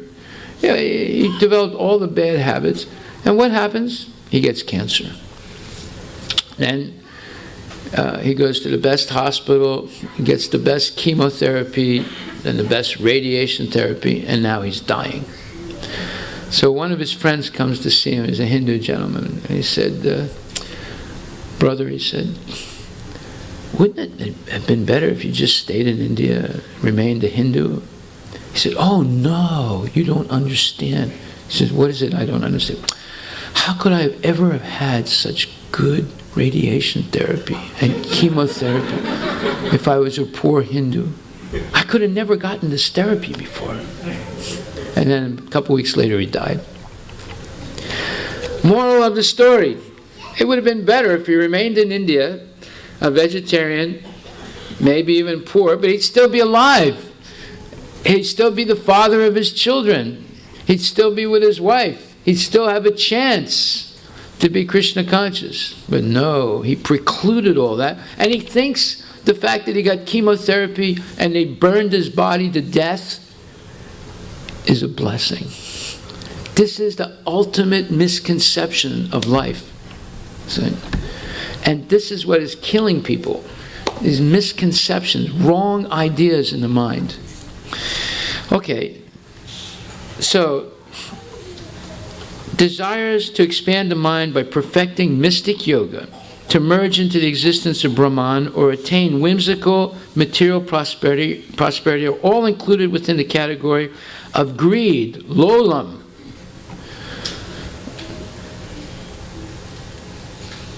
All attempts to acquire such material benefits or so-called spiritual advancement are impediments on the path of Krishna consciousness. So, here we see, on a personal level, this greed for name and fame, to develop mystical powers, just like, Maharishi Mahesh Yogi was promising people you can levitate. It's a little expensive. It costs like $700 to take the course. And then there's pictures of people. They take pictures. Someone is in a yoga asana position, and it's like 4 inches above ground. Well, they snapped a picture when he jumped up from the pillow, and they snapped a picture, and that's to prove to you that he was levitating by following their $700 course. I mean, the whole thing is nonsense, right? But people love nonsense. In fact, there was once a man, he set up a sign and a little tent, and the sign was, imitation dog, pachas paisa. There was a big line of people, and one by one they would go into the tent, and the man would be in there, roof, roof, roof, roof, roof, roof, and people would start laughing. They'd come out laughing like, So, you know how it is in India, there's fierce competition. Some other man said, this is nonsense, imitation dog. So he set up a tent right near him, put up a sign, real dog, 25 paisa. Nobody went there. Nobody was interested in seeing the real dog. They wanted to see the imitation dog, you see. So that's what's going on. People want the imitation, not the real thing. The false prophet, the false God, the false yoga system, the false philosophy, the false conceptions. That's what they like. Therefore, it's said in Kali Yuga, if you stand in a public place and tell the truth, people will come with sticks to beat you.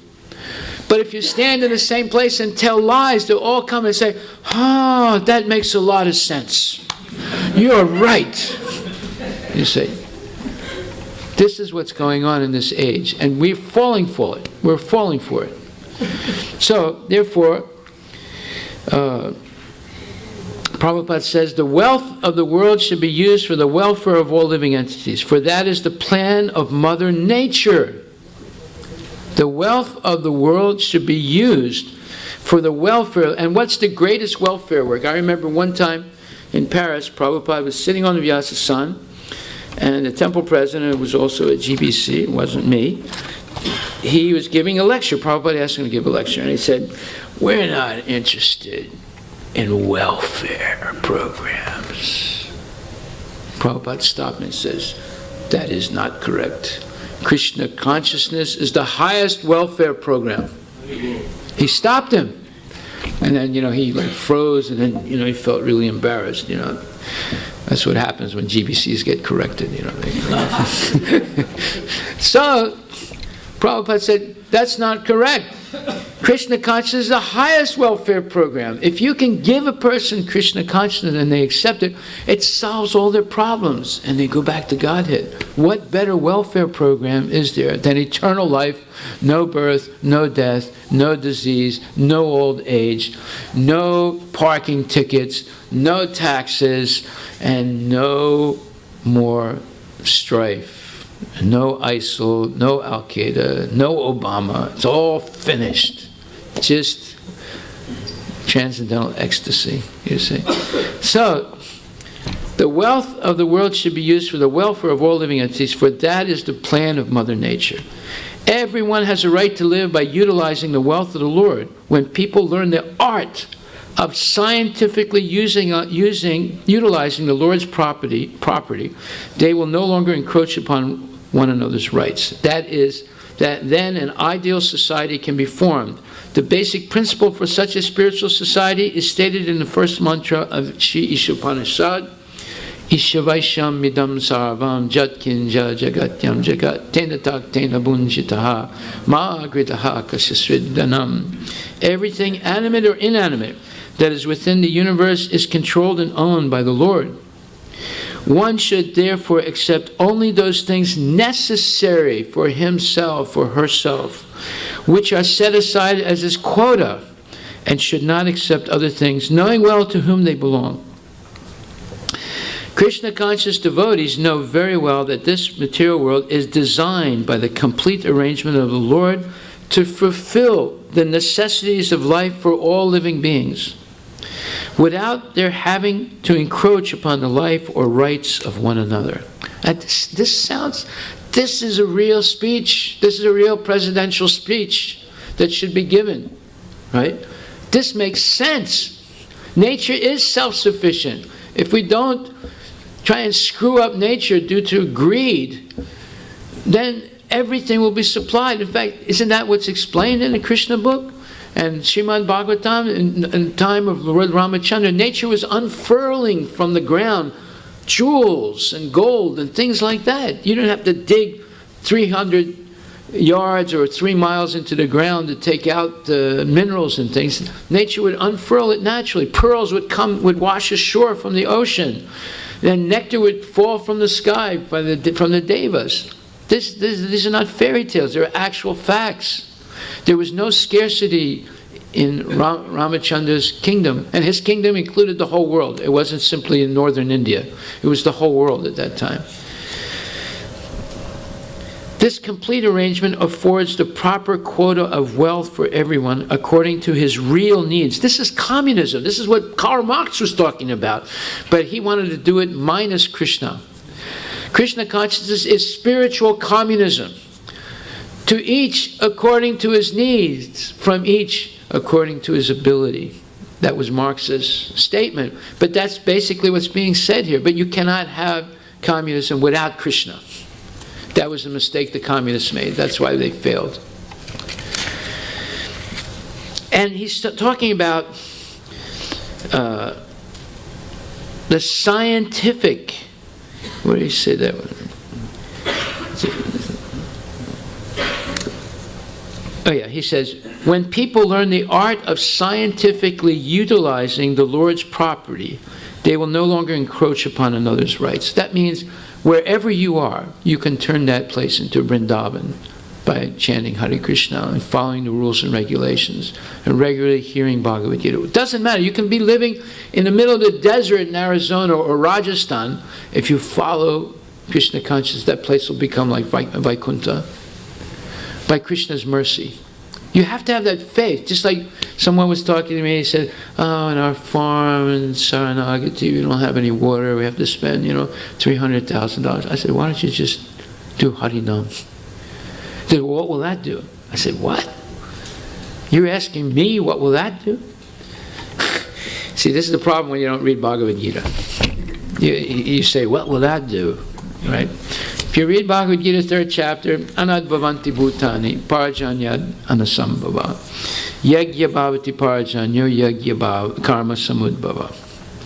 All living bodies subsist produced from rains. Rains are produced by performance of jagya, sacrifices. And the jagya or sacrifice recommended in Kali Yuga is. Raise your hand. How many of you come on Harinam? Well, wait a minute. I didn't say how many of you want to come on Harinam. How many of you actually come on Harinam? That makes more sense. So what is the conclusion? You should come on Harinam. This is our mission. Sankirtan movement, not stay-at-home movement. It's the Sankirtan movement. We should go on Harinam at least once a week. Once a week is nothing. We should go every day, but you're not ready to do that. That's all right. You know, in Punjab, in what's the name of that city? Anyways, one city in Punjab, there's a temple there. Every morning before the devotees go to work, they work there too. It's a big city. They go on Harinam. No, it's not Amritsar. Huh? Yes, Ludhiana. Every morning they go on Sankirtan, Harinam Sankirtan. Then they go to work. How's that sound? Ooh, I didn't hear anything. At least once a week. You should all come on Sankirtan. It's not just once a year at Gaur Purnima we get 100, 150 people on Sankirtan. Every Saturday, for at least 1 hour or 1 hour and a half, we should go on Sankirtan. 100 devotees. Why not? And distribute Bharti and Manoj's favorite transcendental burritos. Yes, this is our movement. This is Lord Chaitanya's Sankirtan movement. This is what he wants. This is the way you can change society, by doing massive Sankirtan and massive prasadam distribution. We're going to have a restaurant truck. It's only the beginning. We're going to have many restaurant trucks. We already have a second one ready to be turned into a restaurant truck also. We're going to go out and feed people Mahaprasadam in the form of the holy name, holy books, and holy prasad. Then you can change society. You don't change society by having, we did Janamastami, we did Ram Navami, we did the Shinga Chaturthi, and now we're going to do this one, we did Radha Astami. No. You change society by going out to the people, P-E-O-P-L-E, and you give them Harinam, Hari Kirtan, Hari Prasad, Hari Seva, Hari books, Hari Kitab. This way people will become Krishna conscious. This is our mission, and we should not say, oh, I'm a Grihasta, I'm not a Brahmachari, I have to wash, take care of the kids.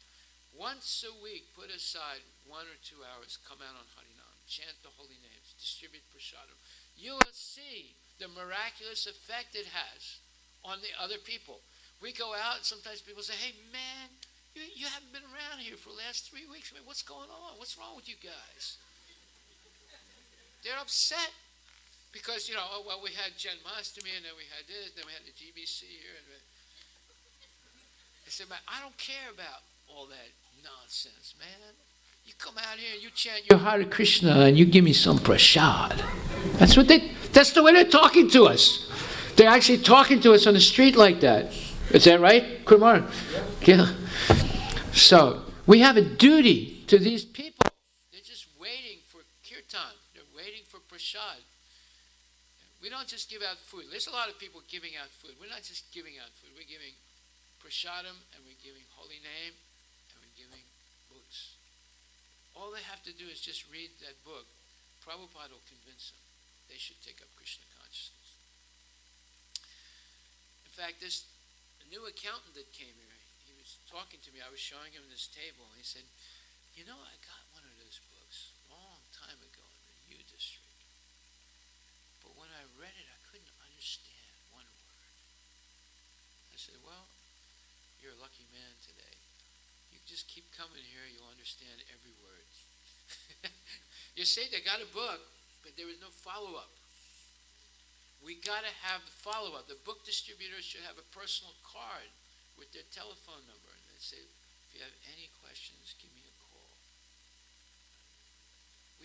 We're not simply booksellers. We're not simply salesmen. You sell, you pocket the money, you go away.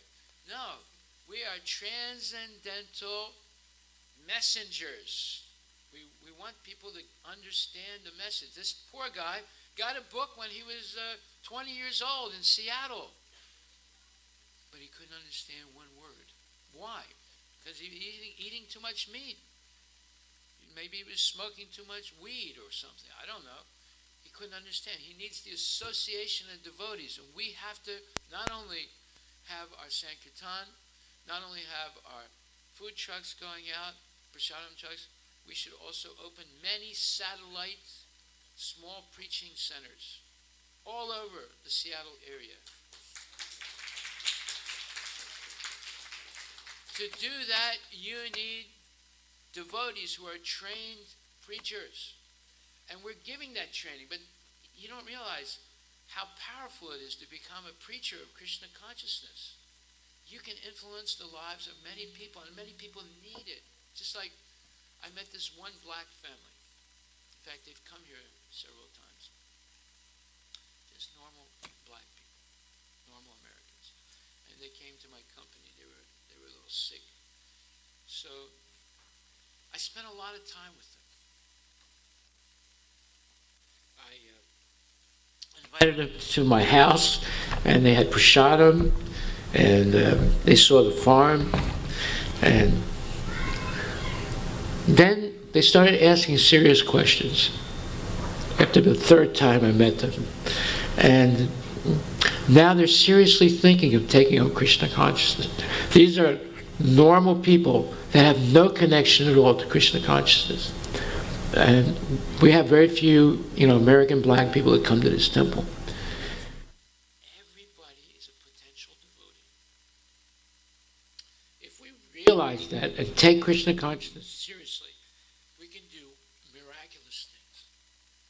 That is our bidding. That is our purpose. That's the whole idea of the Sankirtan movement.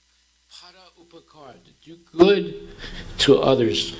So, this devotee had said, what good will that do? How will that solve our water problem in our farm?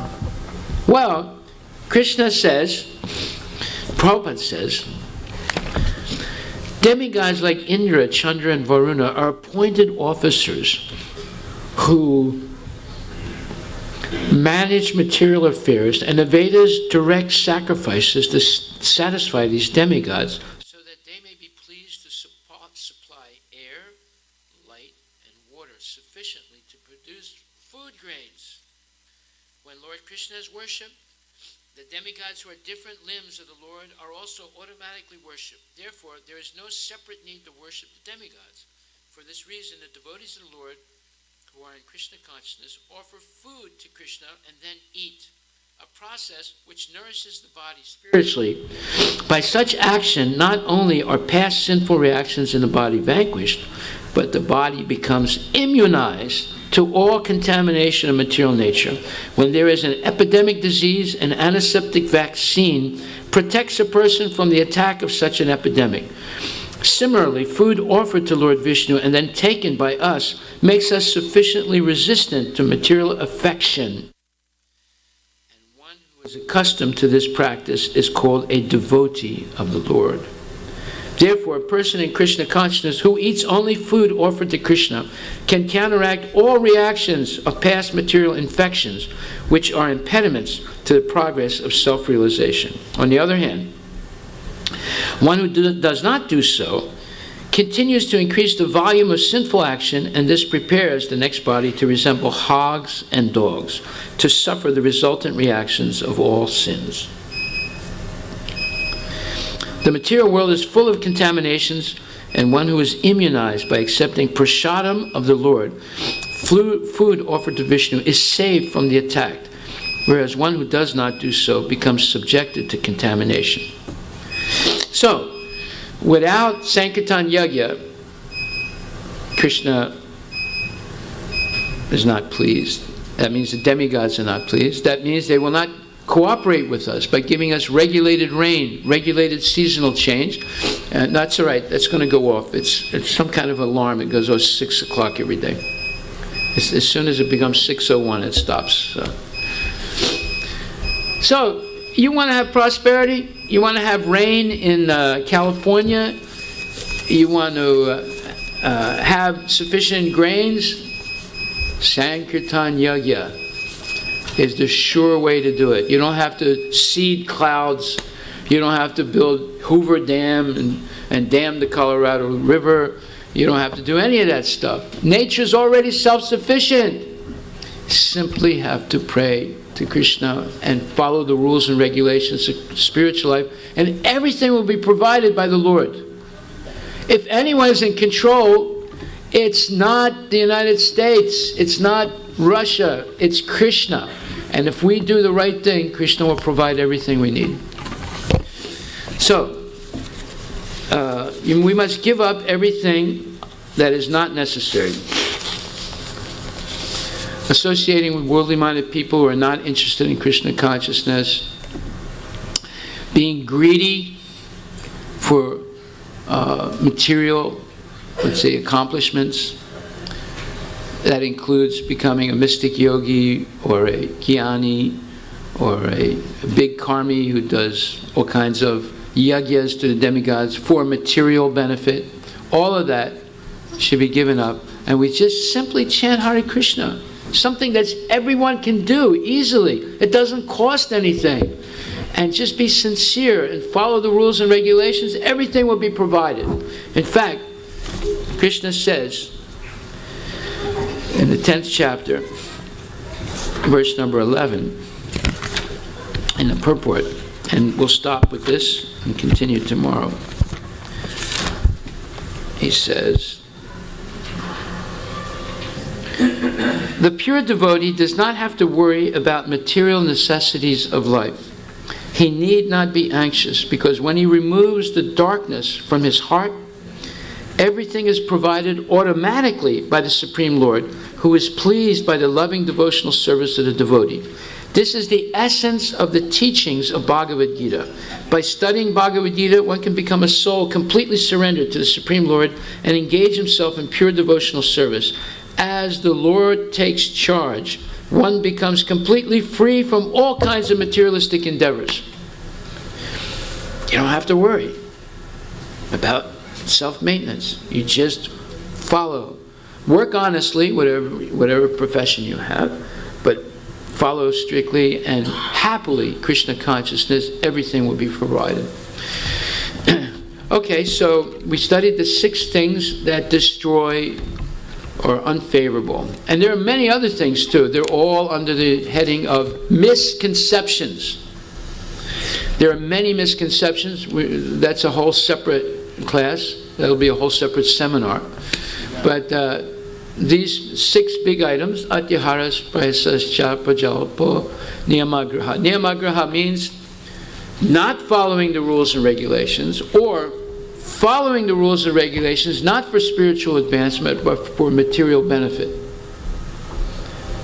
There's niyam agraha and niyam agraha.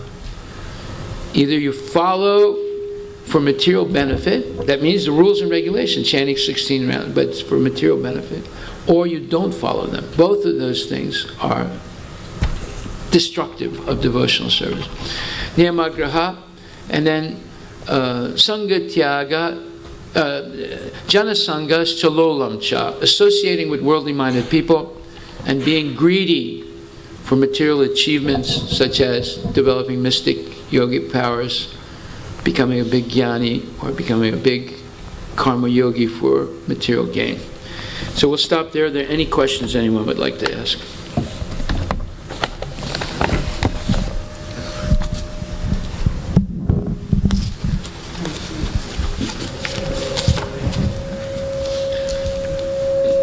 Prabhu, you said distributing the prasadam once a week.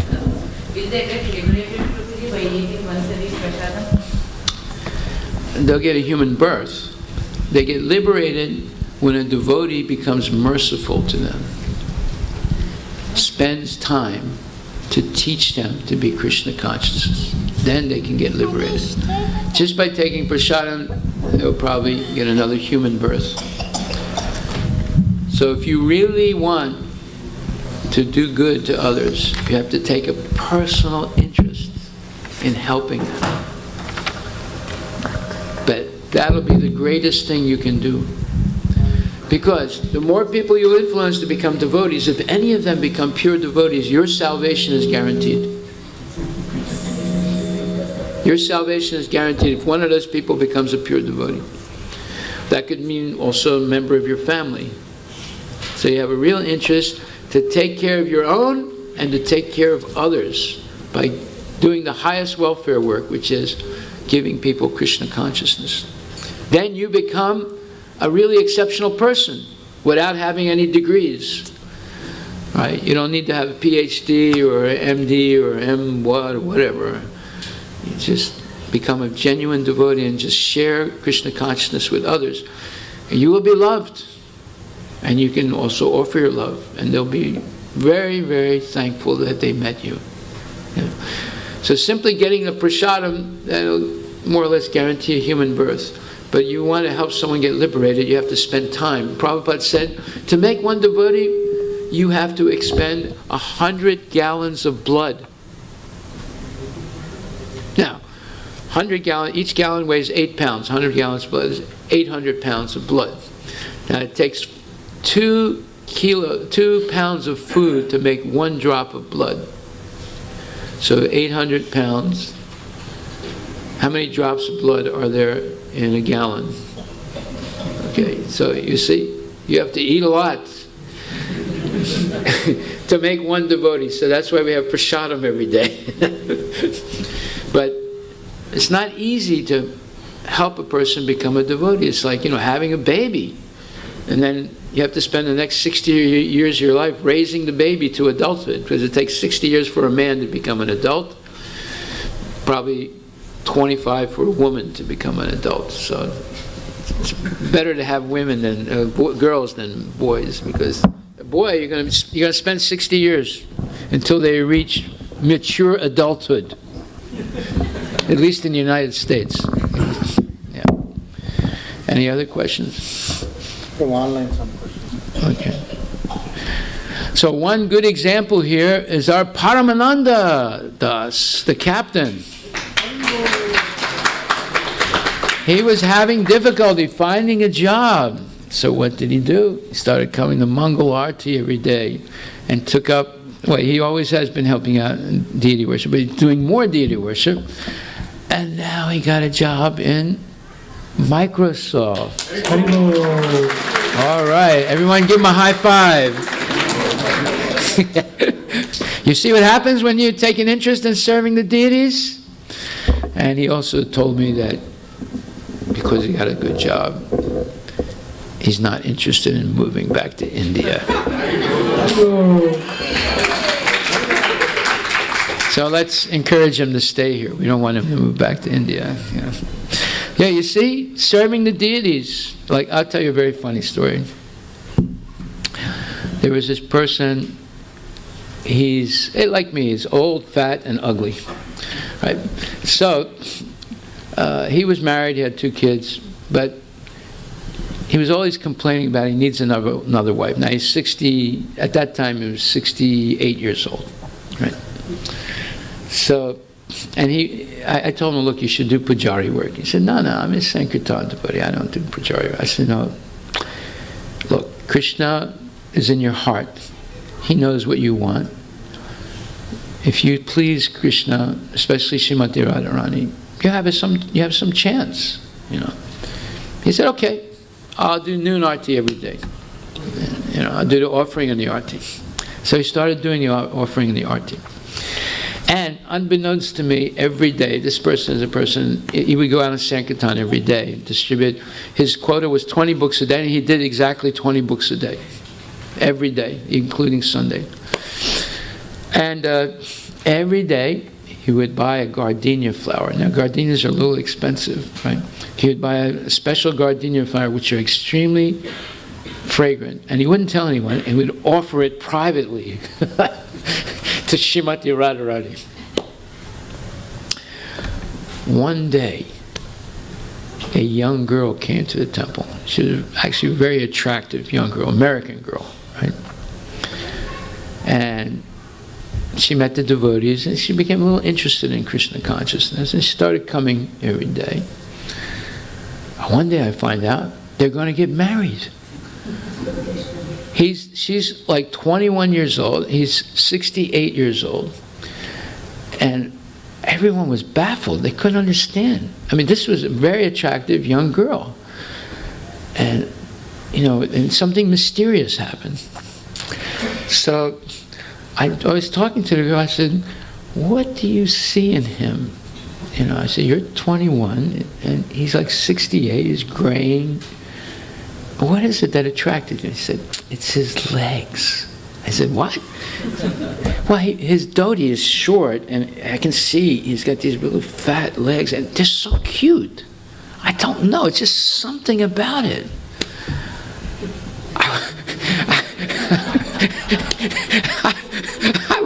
I was flabbergasted. I couldn't understand. It was like, if there's anything ever confused me in my life, it was that statement. So I was thinking to myself, there's something mysterious going on here. So after that, I asked him, I said, how did this happen? Then he told me, see, he kept it a secret. He told me, every day I'm offering this gardenia flower to Radharani. She answered my prayer. I said, now I understand. Now I understand. Well, it didn't last long, because the spell that this girl was under was broken at one point, and she, broke off the idea of marrying him and even becoming Krishna conscious. So she felt that she was cheated by him. She came to the temple to find out about Krishna consciousness, not to marry a 68-year-old man. So she finally left and stopped coming, and he was, his dreams were dashed. Let's put it like that. But you see, Krishna knows what you want better than you do. Therefore, you should never ask for anything from Krishna. Simply serve Krishna to please the Lord. And if it's something that's beneficial for you and for your Krishna consciousness, Krishna will easily give it, even if you don't deserve it according to your previous karma. And if it's not beneficial for you, just like, for example, I give the example, let's say a devotee goes down to Lake Sammamish and goes out in a canoe, and he throws his fishing hook into the Lake Sammamish, and he goes, Hare Krishna, Krishna Krishna, Hare Hare, Hare Ram, Ram Ram, Hare Hare, please Krishna, give me a fish. Do you think Krishna is going to give him a fish? What do you think? Do you think he'll catch a fish that day? No. Because if that person has done any sincere service, Krishna will not give him something that's not beneficial for him. He'll only give him things that will help him in Krishna consciousness. So don't pray for things. Simply glorify Krishna and do service, and whatever is necessary to help you in your Krishna consciousness, it will be easily provided by the Lord. Haribol. So is there one question? Go ahead. So this one is from Kritika Mataji. How do we, when we have multiple devotional responsibilities, how do we prioritize? Do we work based on the time sensitivity, or is there any other criterion? Well, you have to prioritize things. Like for example, one time a devotee told Prabhupada, I'm doing so much devotional service, I don't have any time to chant 16 rounds. Prabhupada said, oh? He said, do you find time to eat and sleep during the day? He said, yes. Then you are a nonsense. If you have no time to eat and sleep because you have so much service, then you don't have to chant Hare Krishna. But if you're eating and sleeping during that 24-hour period, then you're a nonsense. You see how sharp Prabhupada is? So we have to prioritize. We have to chant minimum 16 rounds a day. If you're not at that point, whatever number you have chosen, you have to maintain it. You never decrease.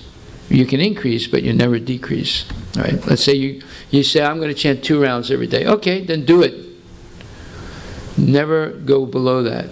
But you will be able to go above that as you get more and more information about Krishna and association with devotees. Then, you need time to take at least 1 or 2 baths a day. At least 2 baths is good for your health. And you have to have clean clothes. And you should come to the temple at least once a day. It's mandatory. It's mandatory twice, but grihastas at least once a day. I mean, why did you move near the temple? You didn't move near the temple not to come to the temple. I know this one lady, I'm not going to say who it is. She was living in Seattle, and she would come to the temple almost every week. Then she decided to move near the temple.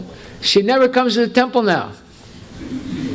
She moved, like, she's only down the street here. She never comes to the temple. When she was in Seattle, and she didn't have a car, she would have to get a ride with someone. And she meticulously would do it, and she'd come almost every week. Now she doesn't come at all, even though she lives down the street. So, why would a person move near the temple? To come, and minimum is once a day, to see the deities, to chant, to hear the lecture if you have time, to take prasadam. So you have to prioritize your time. If there's an emergency, sometimes the emergency will overtake everything else. Like the emergency, let's say we're going to do the Diwali program in Seattle, and we need to finish these displays, or we need to do something. And that's an emergency, so you might eliminate some other things to do that. But it's Krishna conscious related. But you have to have the balance between work, personal hygiene, duties in spiritual life. And then if you have a family also. So you have to balance all these things. It's a balancing act. And you can do it if you chant your rounds every day. And if you don't chant your rounds, you won't be able to do it. You won't be able to balance. So chanting Hare Krishna is the most important thing. And chanting in the association of devotees is the number one thing that we should do. Yes? One final question, all right? Yeah. So this is, how do we participate in online preaching, and is it online? Is it an appropriate way to do it? Yeah, online preaching. Any way that you can connect with people works. It can be online preaching, it can be offline preaching, whatever way you can connect with people in a significant way, and they're willing to listen. And if you're a trained devotee, you can convince anyone who's willing to listen to become a devotee. Anybody. Yes. Yes.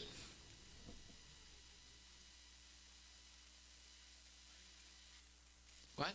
Oh, Mike. Over here.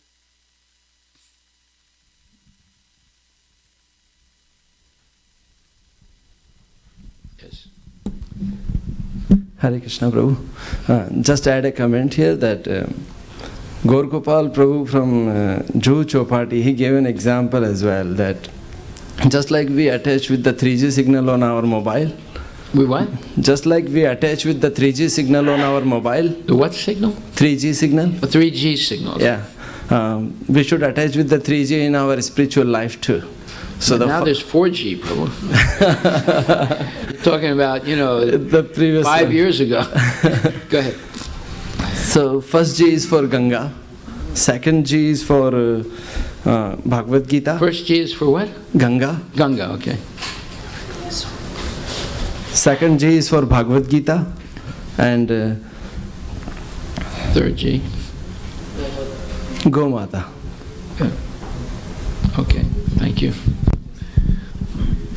We have 4G now, because we have 6 Gomatas, so. Anyway. Okay, so, we did not sing this bhajan that Bhaktivinoda wrote for this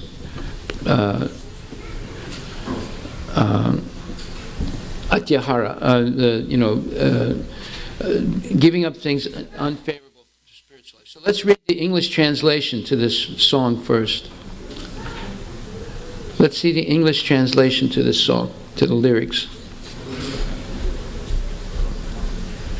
Yeah, I vow to abandon without compromise all actions contrary to your devotional service, O Krishna. I will keep company with no one opposed to devotional service, nor even look at the face of a person inimical toward Lord Gauranga. Next. I shall never reside at a place unfavorable for devotional practices, and may I never take pleasure in non-devotional works. I will read no book opposed to pure devotion, nor listen to any explanation which disagrees with pure devotional principles. Next. I will never regard as sacred any place where Lord Gauranga is rejected. Any knowledge hindering pure devotional service I consider worthless. Any season which poses obstacles to the execution of devotional service shall find no favor with me, and I will consider all relatives or family members averse to pure devotion as strangers. 7. I will abandon all desires that hinder devotion and never accept food offered to me by non-devotee atheists. I vow to promptly shun whatever I know to contradict pure devotion. This I strongly promise. 9. Next. Next. Bhakti Vinod, falling at the feet of the Lord, begs for the strength to give up all obstacles to pure devotion. It's a very wonderful bhajan. This is like a statement of faith.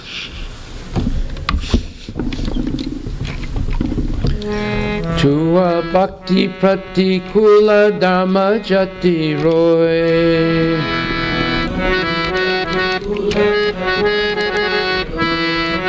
Parama jatane tahata jibo nishchoy.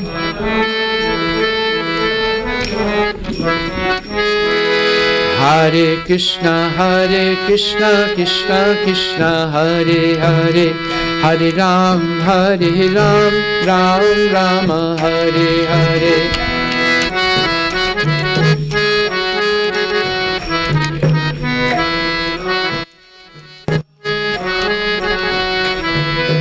Tua bhakti bahir mukha sangana koribo.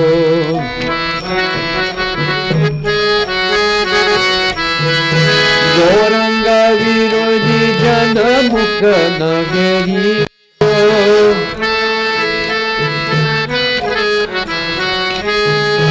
Hare Krishna, Krishna, Hare Hare, Hare Ram, Ram Rama, Hare.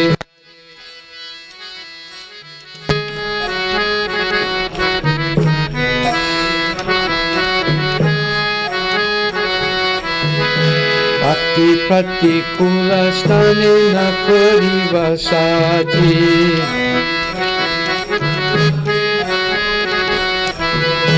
Bhaktira apriya kaye nahi kori rati.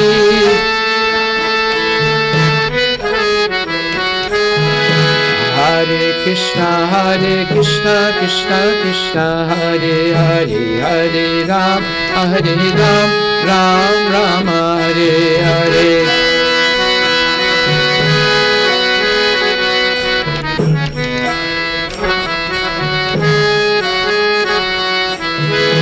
Bhaktira virodhi granta patana koribo.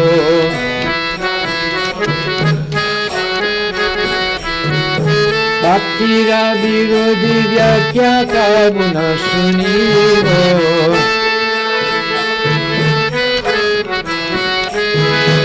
Hare Krishna, Krishna, Hare Hare, Hare Ram, Ram Rama, Hare Hare.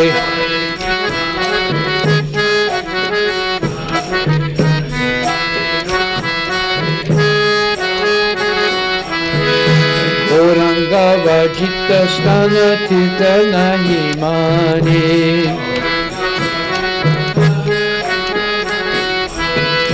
Bhaktira bhajaka jnana karma tuccha jnani.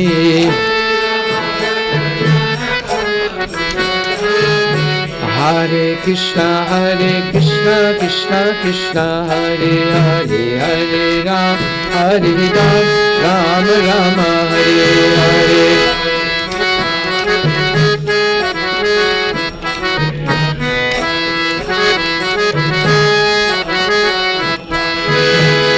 Fakira badaka kalena koriyadar.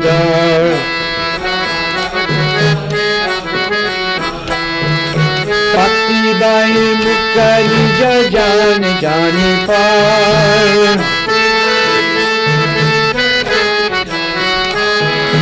Hare Krishna, Krishna Krishna, Hare Hare, Hare Ram, Ram Rama, Hare Hare.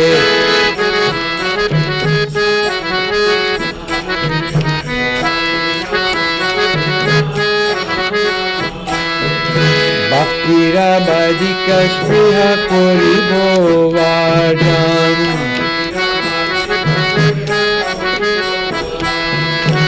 Abhakta Pradata Anana Kori Grahan.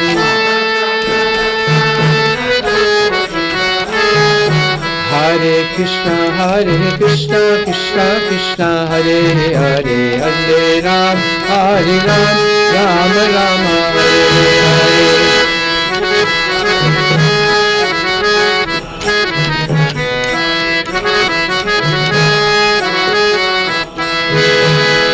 Ramadika Spriya Koriyo Jata Kichu Bhakti Bhakti Kula Bole Jani.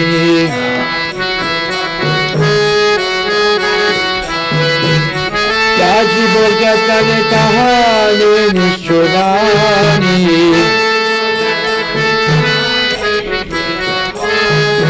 Hare Krishna, Krishna Krishna, Hare Hare, Hare Ram, Ram Ram, Hare Hare.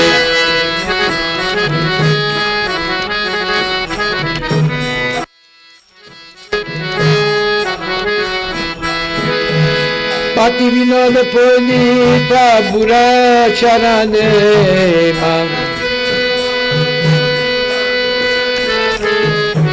Magaye Sakati Prati Kulyera Vajane.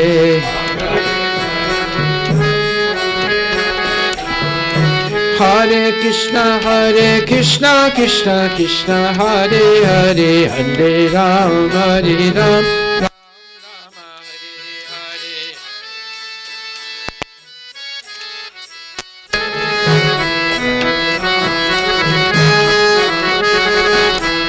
Haribo, Haribo, Haribo, Nitago, Haribo.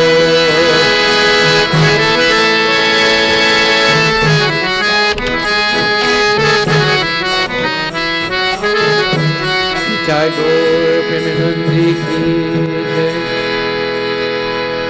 So Bhaktivinoda Thakur has written an entire book of songs dedicated to each one of these 6 points of surrender to God.